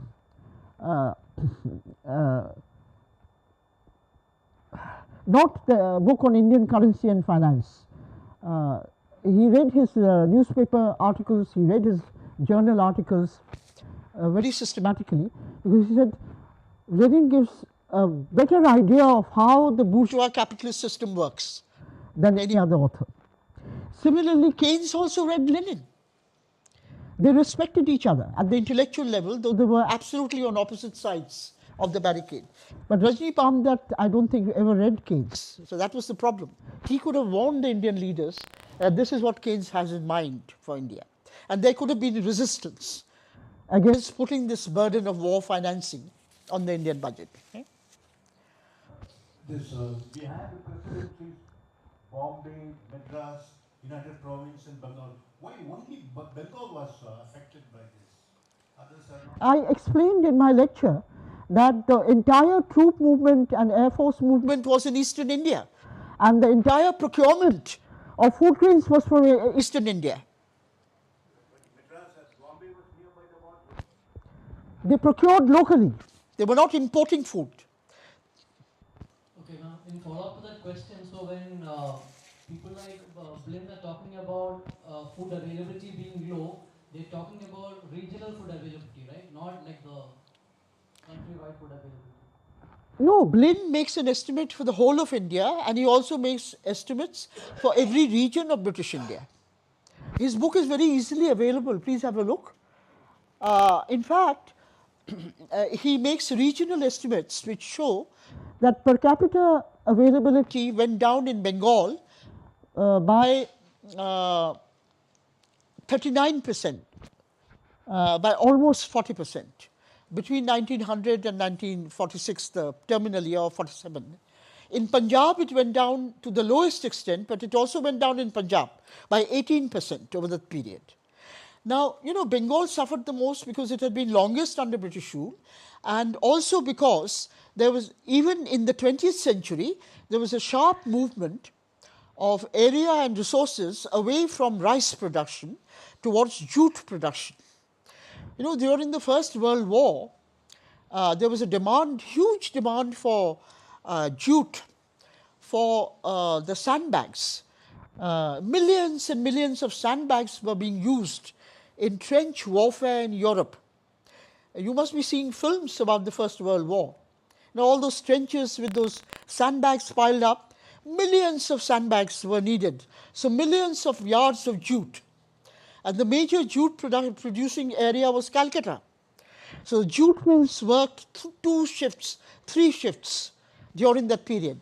India earned foreign exchange. At that time, its foreign exchange earnings shot up so much that the British had a real problem of making Indians pay for their own foreign exchange earnings, because the foreign exchange earnings during the second half of First War was more than the entire Indian budget revenues.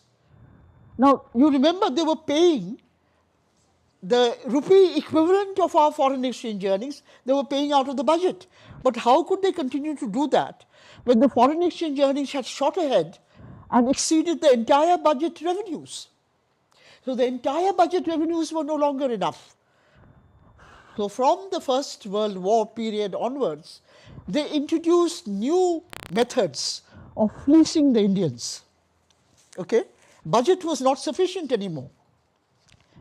The direct link they had operated between the foreign exchange earnings and the budget, making Indians pay for their own foreign exchange earnings, out of their own taxes, that could not work anymore.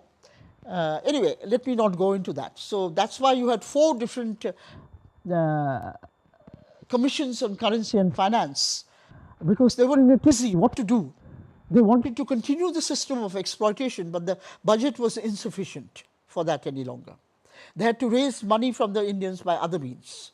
So what they actually did was to put a larger burden of indebtedness on Indians for importing silver. They set up a silver fund out of which the exporters could be paid, but the silver fund had to be paid for by Indians themselves by raising their indebtedness to Britain. My question is with respect to the urban bias in Indian planning. So I'm presuming that is simultaneous or at least correlated with the heavy industry bias that we had. India after independence was staring at a time when we had huge excess labor force in agriculture. We had disguised unemployment and the marginal productivity was zero. And so we need to create those jobs and we need to focus on those labor intensive sectors, particularly something like consumer goods, which would presumably be more labor intensive and would help the Keynesian multiplier on its full course. So, and that seems very commonsensical, although I'm sure like sophisticated models might have justified the use of Mahalanobis strategies. So again, like I would like to know more about your thoughts on that. We already had the largest labor intensive textile sector in the world for decades and decades, But the problem was that the earnings from that and the earnings from our labor intensive industries had all been appropriated abroad. The second thing is, it is a great mistake to think that if you have surplus labor force, you should not build up heavy industry. In fact, the Maoist slogan was very appropriate, walking on two legs. You need both legs to walk. You see, one leg is the labor intensive industry, of which India already had the largest labor intensive industry in the world at independence. But we had not been able to reap the benefits of having that. We were already the lowest cost textile producers in the world for decades and decades, all right? We already had that. The other was the problem that we did not wish to be dependent, and no independent country can become dependent on the industrial north for heavy industry and for technological know-how.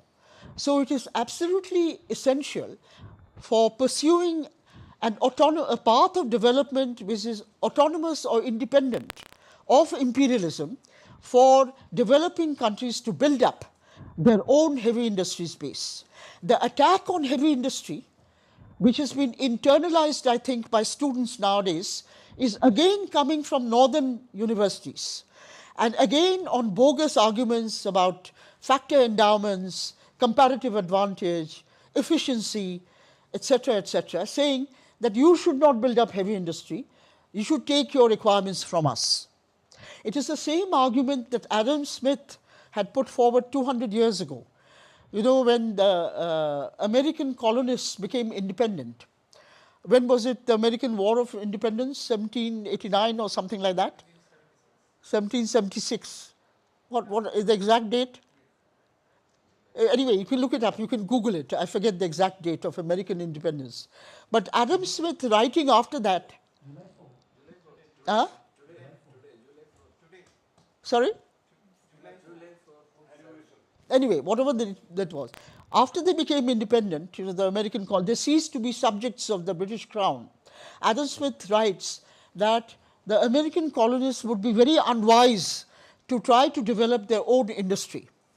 Their best interests lie in continuing to import their manufactured goods from the home country, from Britain, as they have done so far.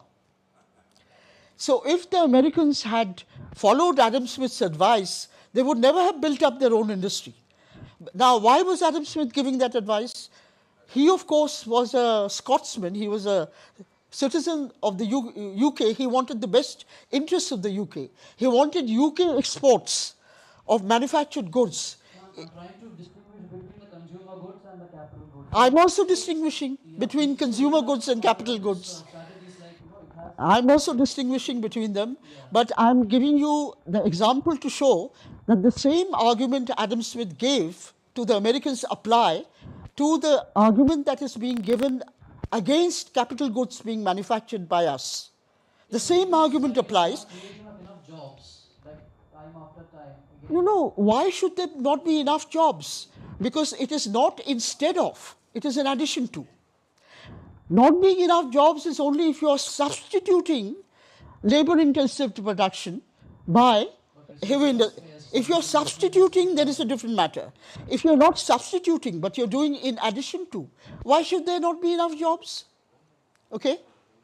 Then the other thing is, you see, heavy industry is also required for light industry. Heavy industry is ultimately also produces machinery which is used, for example, by the power loom sector. So it is a question of a production chain of machinery. It is not as though machinery in some form is not used by labor-intensive industries. The textile sector today uses machinery. They use mechanized looms, all right? Now those mechanized looms, and that is the inception of industrial revolution in Britain, you know, mechanizing the looms instead of using manual labor to spin and to weave, to have a mechanical means of spinning and weaving. That was the basis of the first industrial revolution. But then to make the mechanized equipment which the labor-intensive sectors use, you need machinery to make the machinery. So you're just going back one step, and you don't wish to be dependent on advanced countries for the machinery to make machinery. So it is a very fallacious mode of thinking to say that somehow employment in labor-intensive industry is going to go down. What happens if the advanced country on which you depend for the machinery to make machinery stops exporting to you? They impose sanctions on you.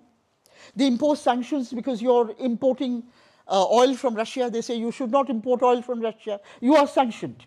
We are no longer going to export the machinery that we used to export to you for making machinery.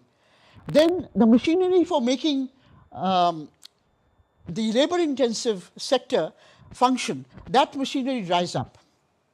And eventually that reacts back on the labor-intensive sector itself. So it's a whole chain of production, even in the case of machinery. And actually, in the case of, this whole sanctions regime is very interesting.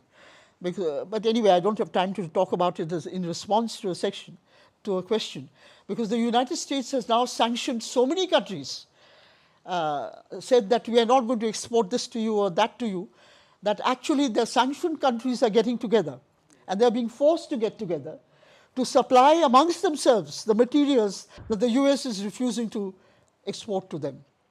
Now, we don't want to be in a situation when we are dependent on the whims and caprices of any advanced imperialist country at all for supply of essential materials to us, including machinery. Or nowadays, the more important thing is the components which are used for the IT sector. Those are very essential imports, and we are highly import dependent even in that.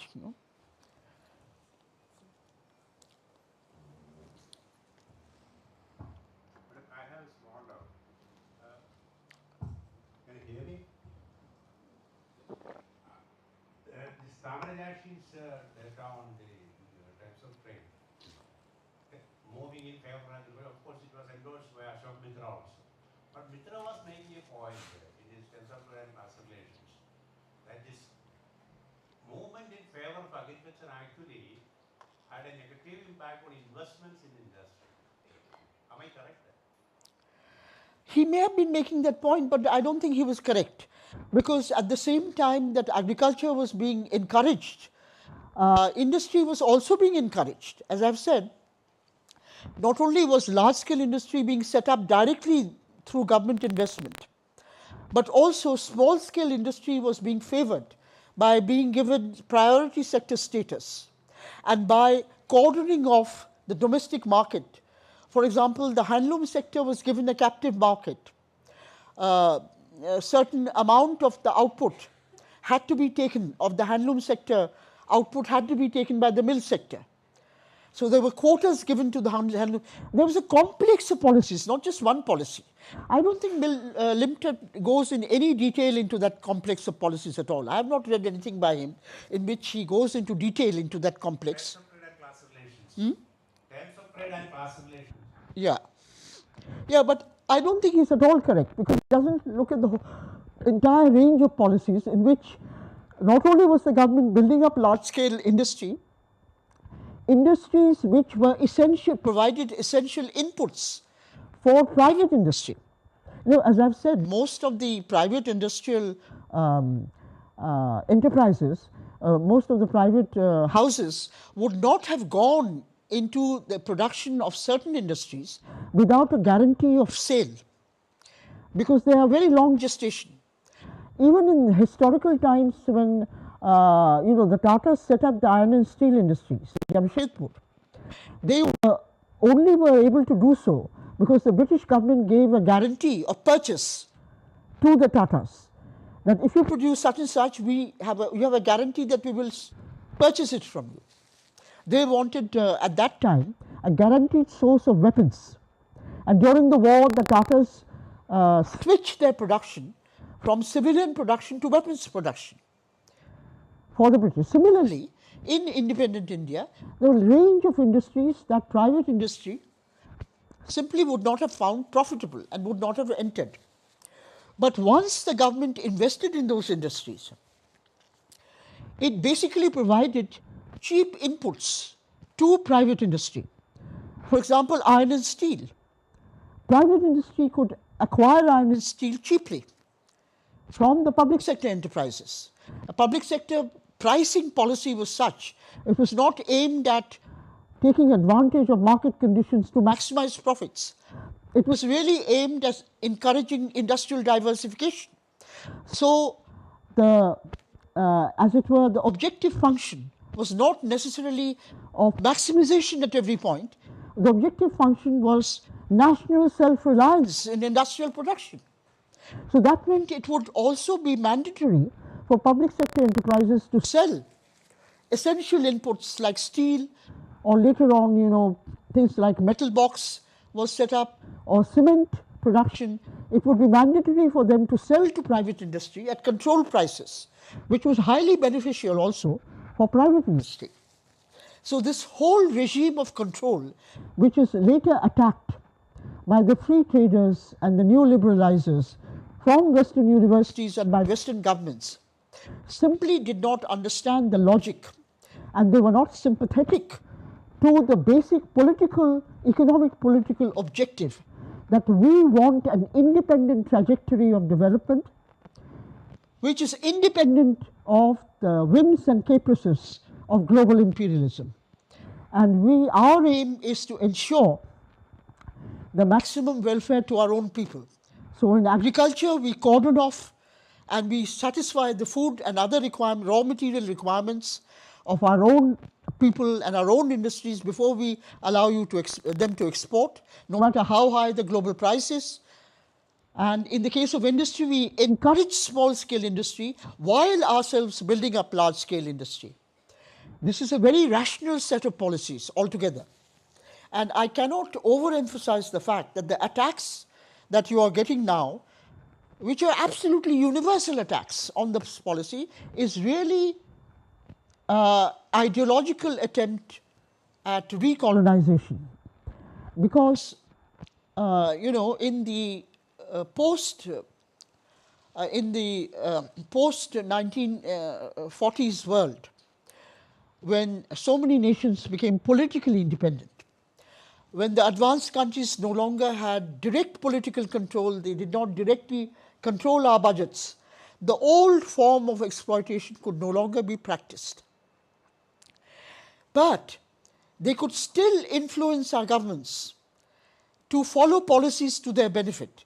But in order to do so, it became even very important for them.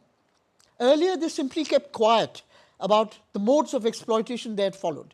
Now it became very important for them to launch an ideological offensive, to actually build up a whole set of theories and to impart them to intellectuals in developing countries to say that this is the correct thing to do and what you are doing is wrong. So in a situation of no direct political control, the ideological aspect becomes very, very important. So that's why you get an upsurge of theories which say governments should draw back from investment, leave it to the market, the so-called supply-side economics. You know, interfering in the free movements and goods and services is wrong. It undermines global efficiency. Leave it to the market as far as international trade is concerned. Leave everything to the market. Now, this is not a sort of high-minded, noble espousal of theories that are correct or that people believe in.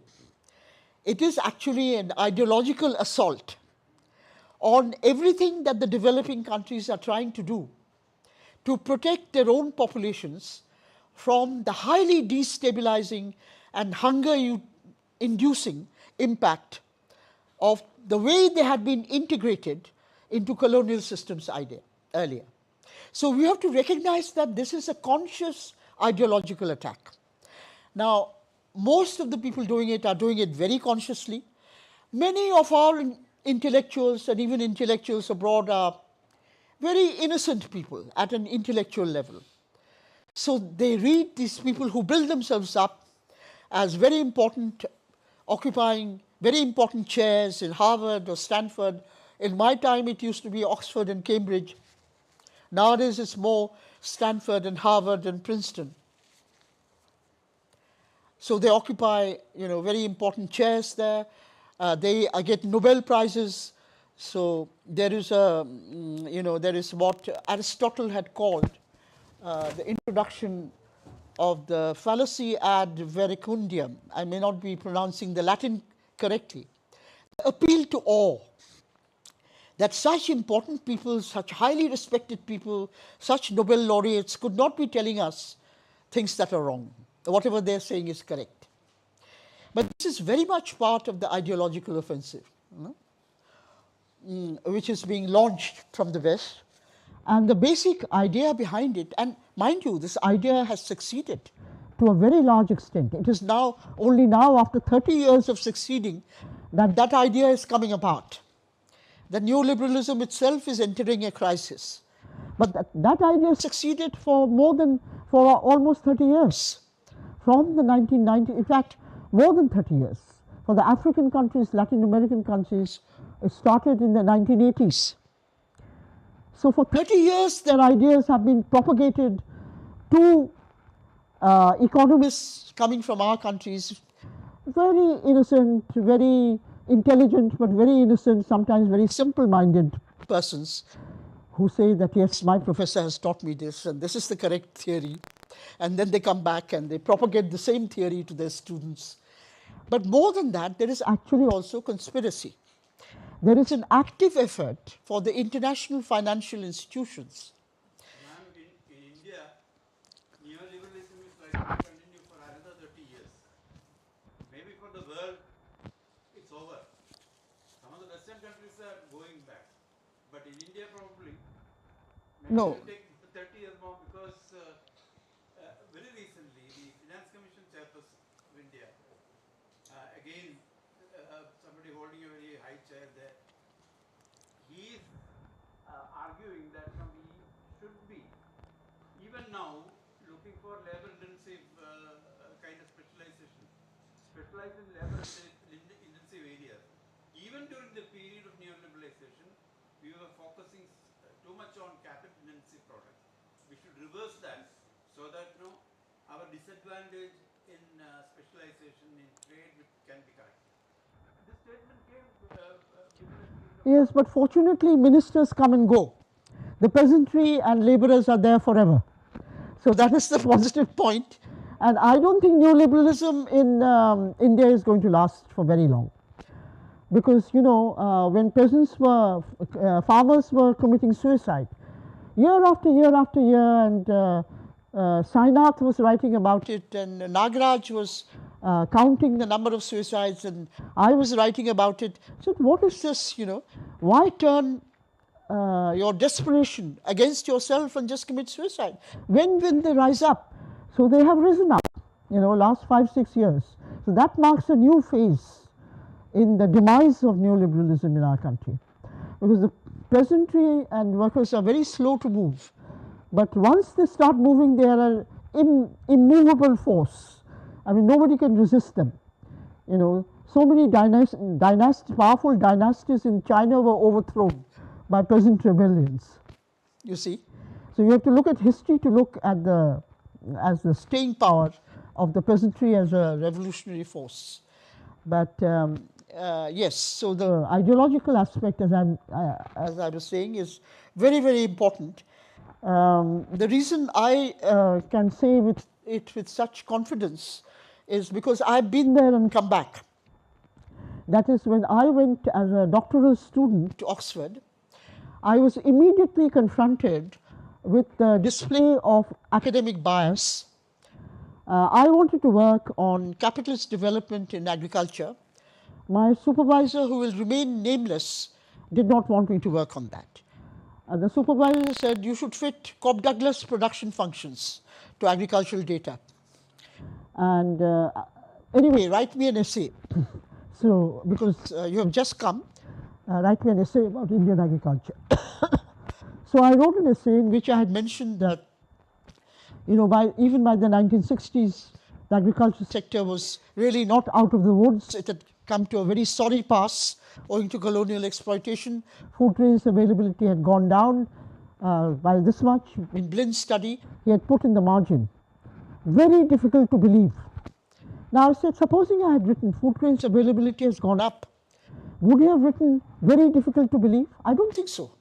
He would have accepted a statement that food grains availability has gone up in colonized India, people have benefited. He was not able to accept a statement based on the research of an American, not of the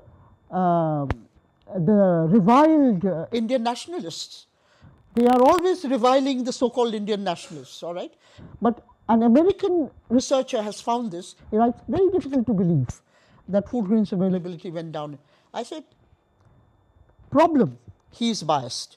Second problem, he's opposing my desire to work on Indian agriculture and capitalism, wants me to fit Cobb-Douglas functions. So then, I mean, this is all off the record. I hope it's not being recorded anymore. Then I wrote a little note saying, you see, I don't see the point of fitting constant elasticity of substitution functions or any other kind of functions to Indian data using cross-sectional data. As that was all the rage now. Everybody was fitting Cobb-Douglas for some reason. I don't see the point. Because, in cross-sectional data, you have one farmer plowing, hand plowing, with bullocks. You have another farmer using powered tiller. You have a third farmer using a tractor. That is the means of production they are using. The non-labor inputs are all different. Whereas in any production function, the inputs have to be the same. It is simply the quantity of the inputs which is changed, and you see how the output changes. But here, the qualitative nature of the input itself is different in a cross-sectional study. So what you're calling a production function by fitting some kind of function to these individual observations is not a production function at all. It is a locus of points on very different production functions. And I don't see the point of doing this at all, quite frankly. So after I submitted that note, it was all quiet. No more demands on me to fit Cobb-Douglas production function. Ma'am, you were talking about... Ma'am,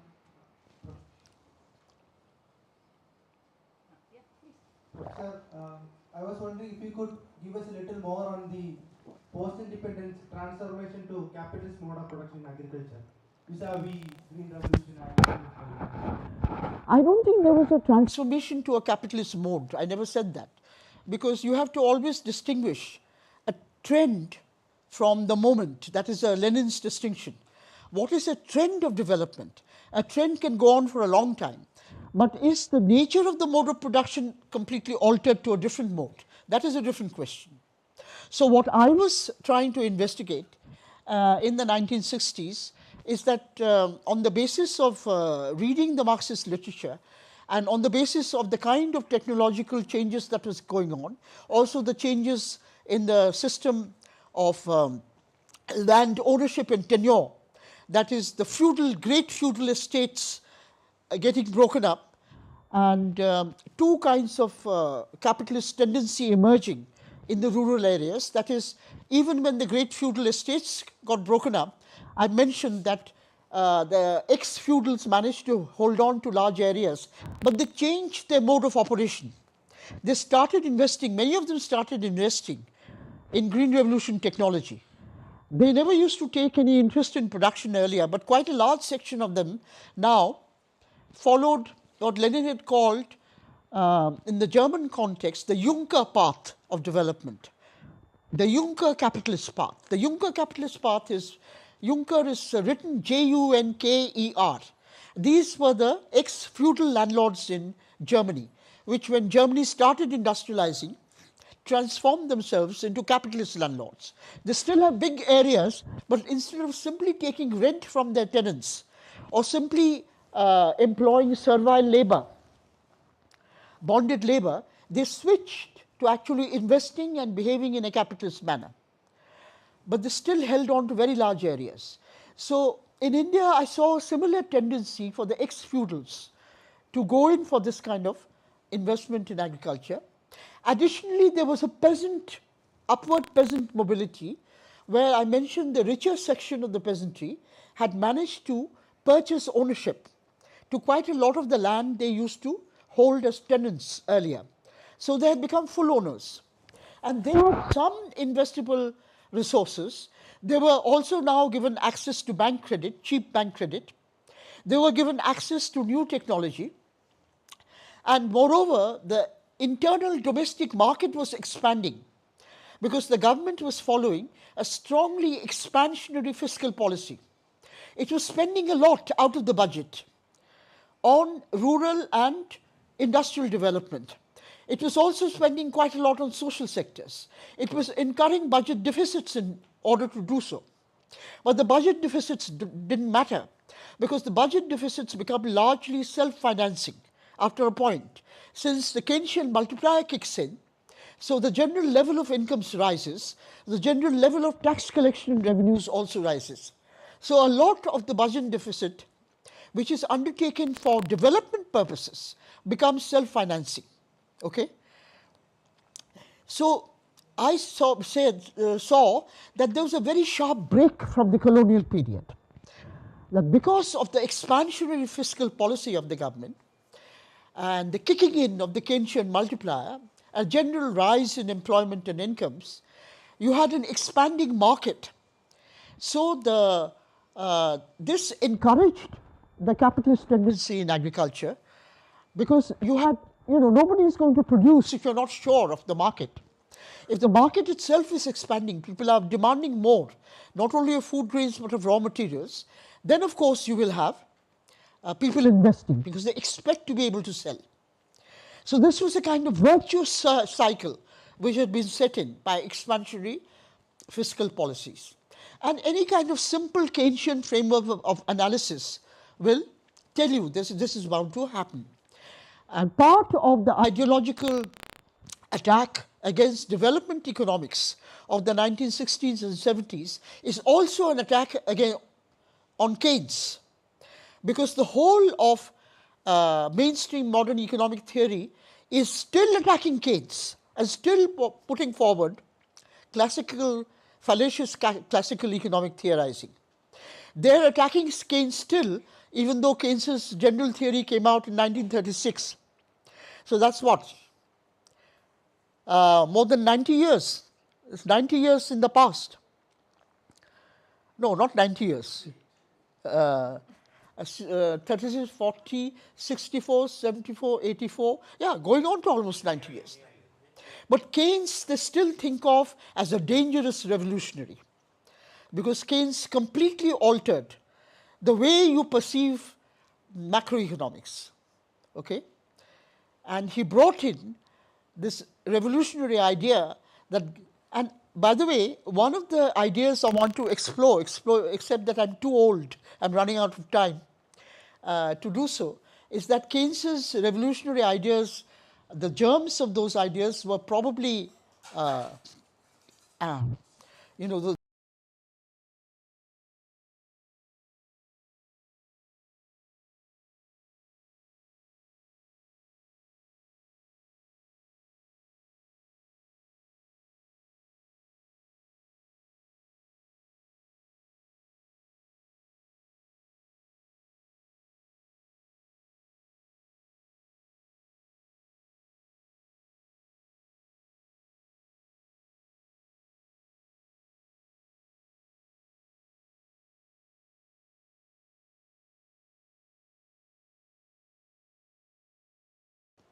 this compression of the purchasing power of Indians was necessary, because if they had the purchasing power, they would demand more of their own commodities.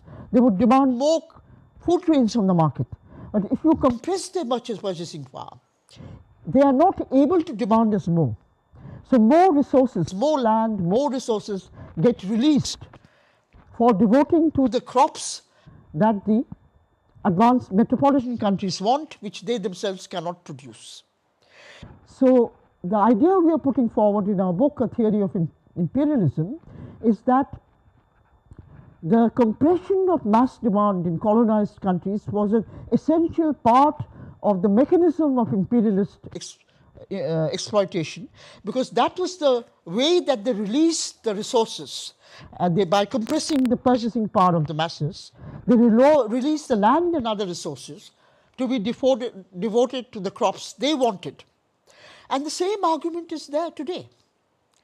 The basic objective of imperialism is to compress mass demand in the global south in order to release resources to produce the goods that they require for filling supermarket shelves in the global north. Okay? It is, as it were, a Keynesian theory blown up to a global scale that we are putting forward. In addition, of course, we are integrating the idea that there is a one-sided demand on the agricultural sector by the global north, owing to the climatic constraint, which means they simply cannot produce a very large fraction of the goods that they actually consume and wish to consume, which underpins their high standard of living. Okay? Any other question? You said about this capitalist propaganda, in fact.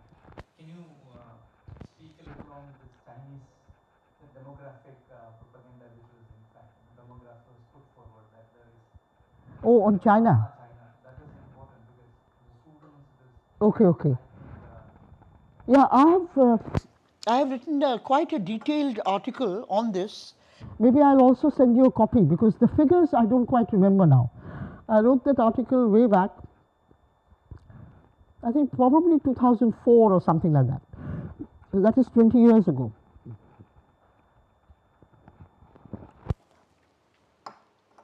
So there are two American, there's a question here I have to answer.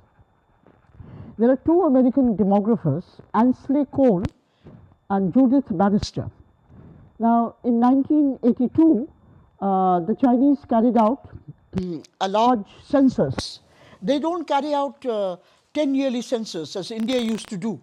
The colonial rulers started the 10-yearly census in India from 1881. Every 10 years we have census data, but then only the BJP government discontinued that owing to the pandemic. The Chinese had censuses at irregular intervals. So the last one in 1982, these demographers said that between the census of 1962 and 1982, I think those are the figures, actually the something like 60 million more people were born in China than the Chinese government population figures give you. 60 million more. Now, does that mean that the Chinese government population figure No, between 1951 census and 1962 census, 60 million more people were born in China. Okay. How do they arrive at that? They look at 1982 census data, then they project back fertility rates to the 1960s, to 20 years earlier. I don't know that's at all. I'm not a demographer. It doesn't sound like a very legitimate exercise to me to project back fertility rates 20 years back, all right? Then they say that actually 60 million more people were born in China between 51 census and 62 census than the Chinese government population figures suggest. So then you ask the question, maybe the 62 population figures of the Chinese government are underestimates then. If more people were born, you simply raise the Chinese government population figures to that extent. They say no. 60 million extra people were born, and 60 million extra people died in that same interval. Exactly 60 million. So the 1962 Chinese government population figure is correct, but 60 million extra people died between 51 and 62. Where are the figures of their dying? no. The reporting of deaths This was underestimated. but They were not underestimated at the same rate every year. the maximum Underestimation took place during the Great Leap period between 1958 and 1961. The rate of underestimation was lower earlier, it was higher later on. All these underestimation rates are part of their own figment of imagination. There is no data. So they say out of the 60 million extra deaths, and the 60 million extra births is also a figment of their imagination. Out of the 60 million extra deaths, 30 million were concentrated between 1958 and 1961. Now, Bannister gives death rates for 1958 and 1961, which she has invented, which are slightly different from Cole's death rates for 1958 and 61. The whole objective is to say that huge numbers of people died during the Great Leap in China. So the final figure they arrived at is roughly around 30 million. That 30 million people died. Out of the 60 million extra people who died, and 60 million extra people died because 60 million extra people were born between 1951 and 1962. No scholarly basis for any of these figures. But Bannister is a professor at Stanford, and who is going to question her? She's a professor in a leading US university. Now, this estimate was popularized in an article by Professor Sen, most unfortunately, before he got the Nobel Prize, in the New York Review of Books, saying you had a massive famine in China in which 30 million people died during the Great Leap. The reason is that China was a closed economy, it didn't have a free press. Whereas famines in India are reported because India is open, it has free press, freedom, people are free and all that. Most unfortunate. Because Professor Sen did not bother to check out the figures. He also took it for granted that if you have professors like Ansley Cole and Judith Bannister, what they say is correct. He never checked out the basic calculations. So I launched a critique of Cole and Bannister, but before that I launched a critique of Professor Sen's figures, saying that I have had a look at Cole and Bannister, I'm going to write on that, but this 30 million deaths has no scholarly basis at all. And it was at that time a part of China bashing, of ideological China bashing, and particularly of the formation of the commune system. Under Maoist policy was to form cooperatives, first primary cooperatives, then advanced cooperatives, and finally the people's communes.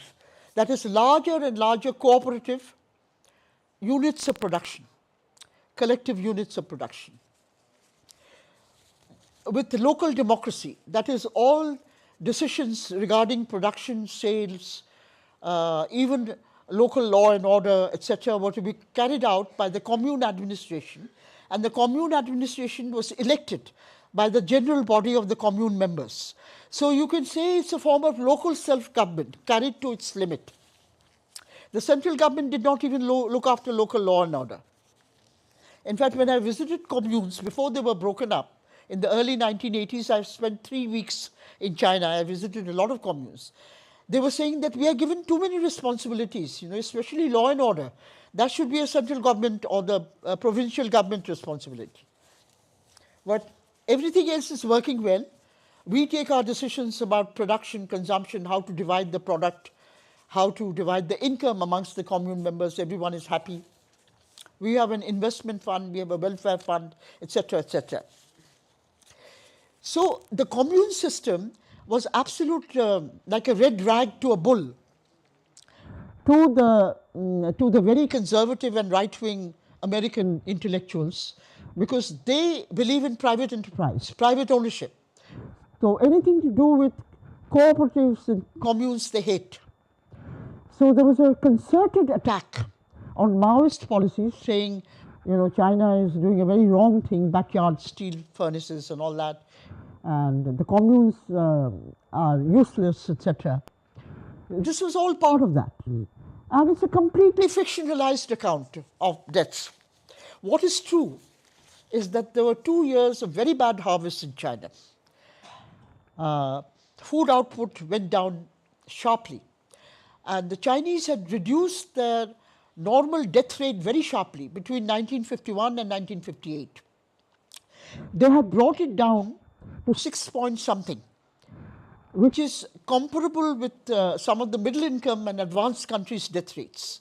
They had done it very fast because the cooperative system meant that it was a welfare system. Product was shared out equally amongst the cooperative or commune members. Everybody had a guaranteed access to food, to primary education, to primary health care, and things like public sanitation and getting rid of malaria and so on were looked after.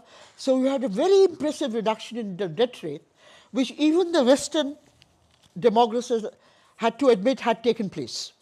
But from that reduced level of 6% or so, during 58 to 61, it went up. It went up to a level which was India's normal level by 1961. So the normal population crude death rate in India in 1961 is what the Chinese had in 1961. But they all said there's a massive famine.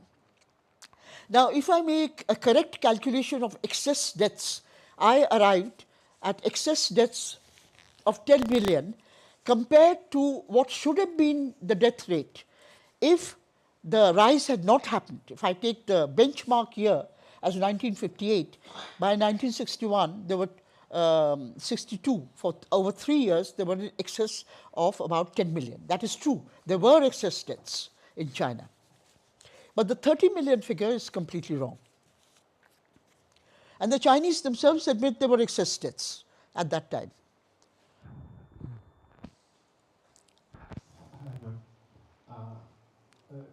You have been mentioning about the falling price of primary goods in 1929 and all. Is that because of the overproduction which have been happened during the war period in non-European regions? No, I didn't get the question. What is it? Can you repeat, please? You have been mentioning about the fall in agricultural good prices in 1929 and all. No. Is that due to the overproduction which has been happened in wartime, like in overproduction? No. You see, the Great Depression. You have to read books on the Great Depression. The Great Depression saw agricultural prices falling worldwide, not just in India, all over the world. And the reasons for the fall are still debated. So, if you want to know about that, you should read Charles P. Kittelberger, The World in Depression, 1929 to 1939. C.P. Kindleberger, he wrote a book called The World in Depression, 1929 to 1939. So he has chapters on agricultural production and the fall in agricultural production, and he discusses the reasons also, the possible reasons. But these are things which are still being debated. One last question. The recent reports say that the middle class in India is downsizing towards the bottom. And also in the recent general Who is election, downsizing? the middle class The middle class is? in India is downsizing, and the recent general election, the ruling party was claiming that they are providing free ration for, I think, 80 crore people. So what does all this mean? No, I would like to address these questions in my next lecture, because you're talking about very recent developments. So more recent developments I would be talking about in my next lecture, okay, in some detail.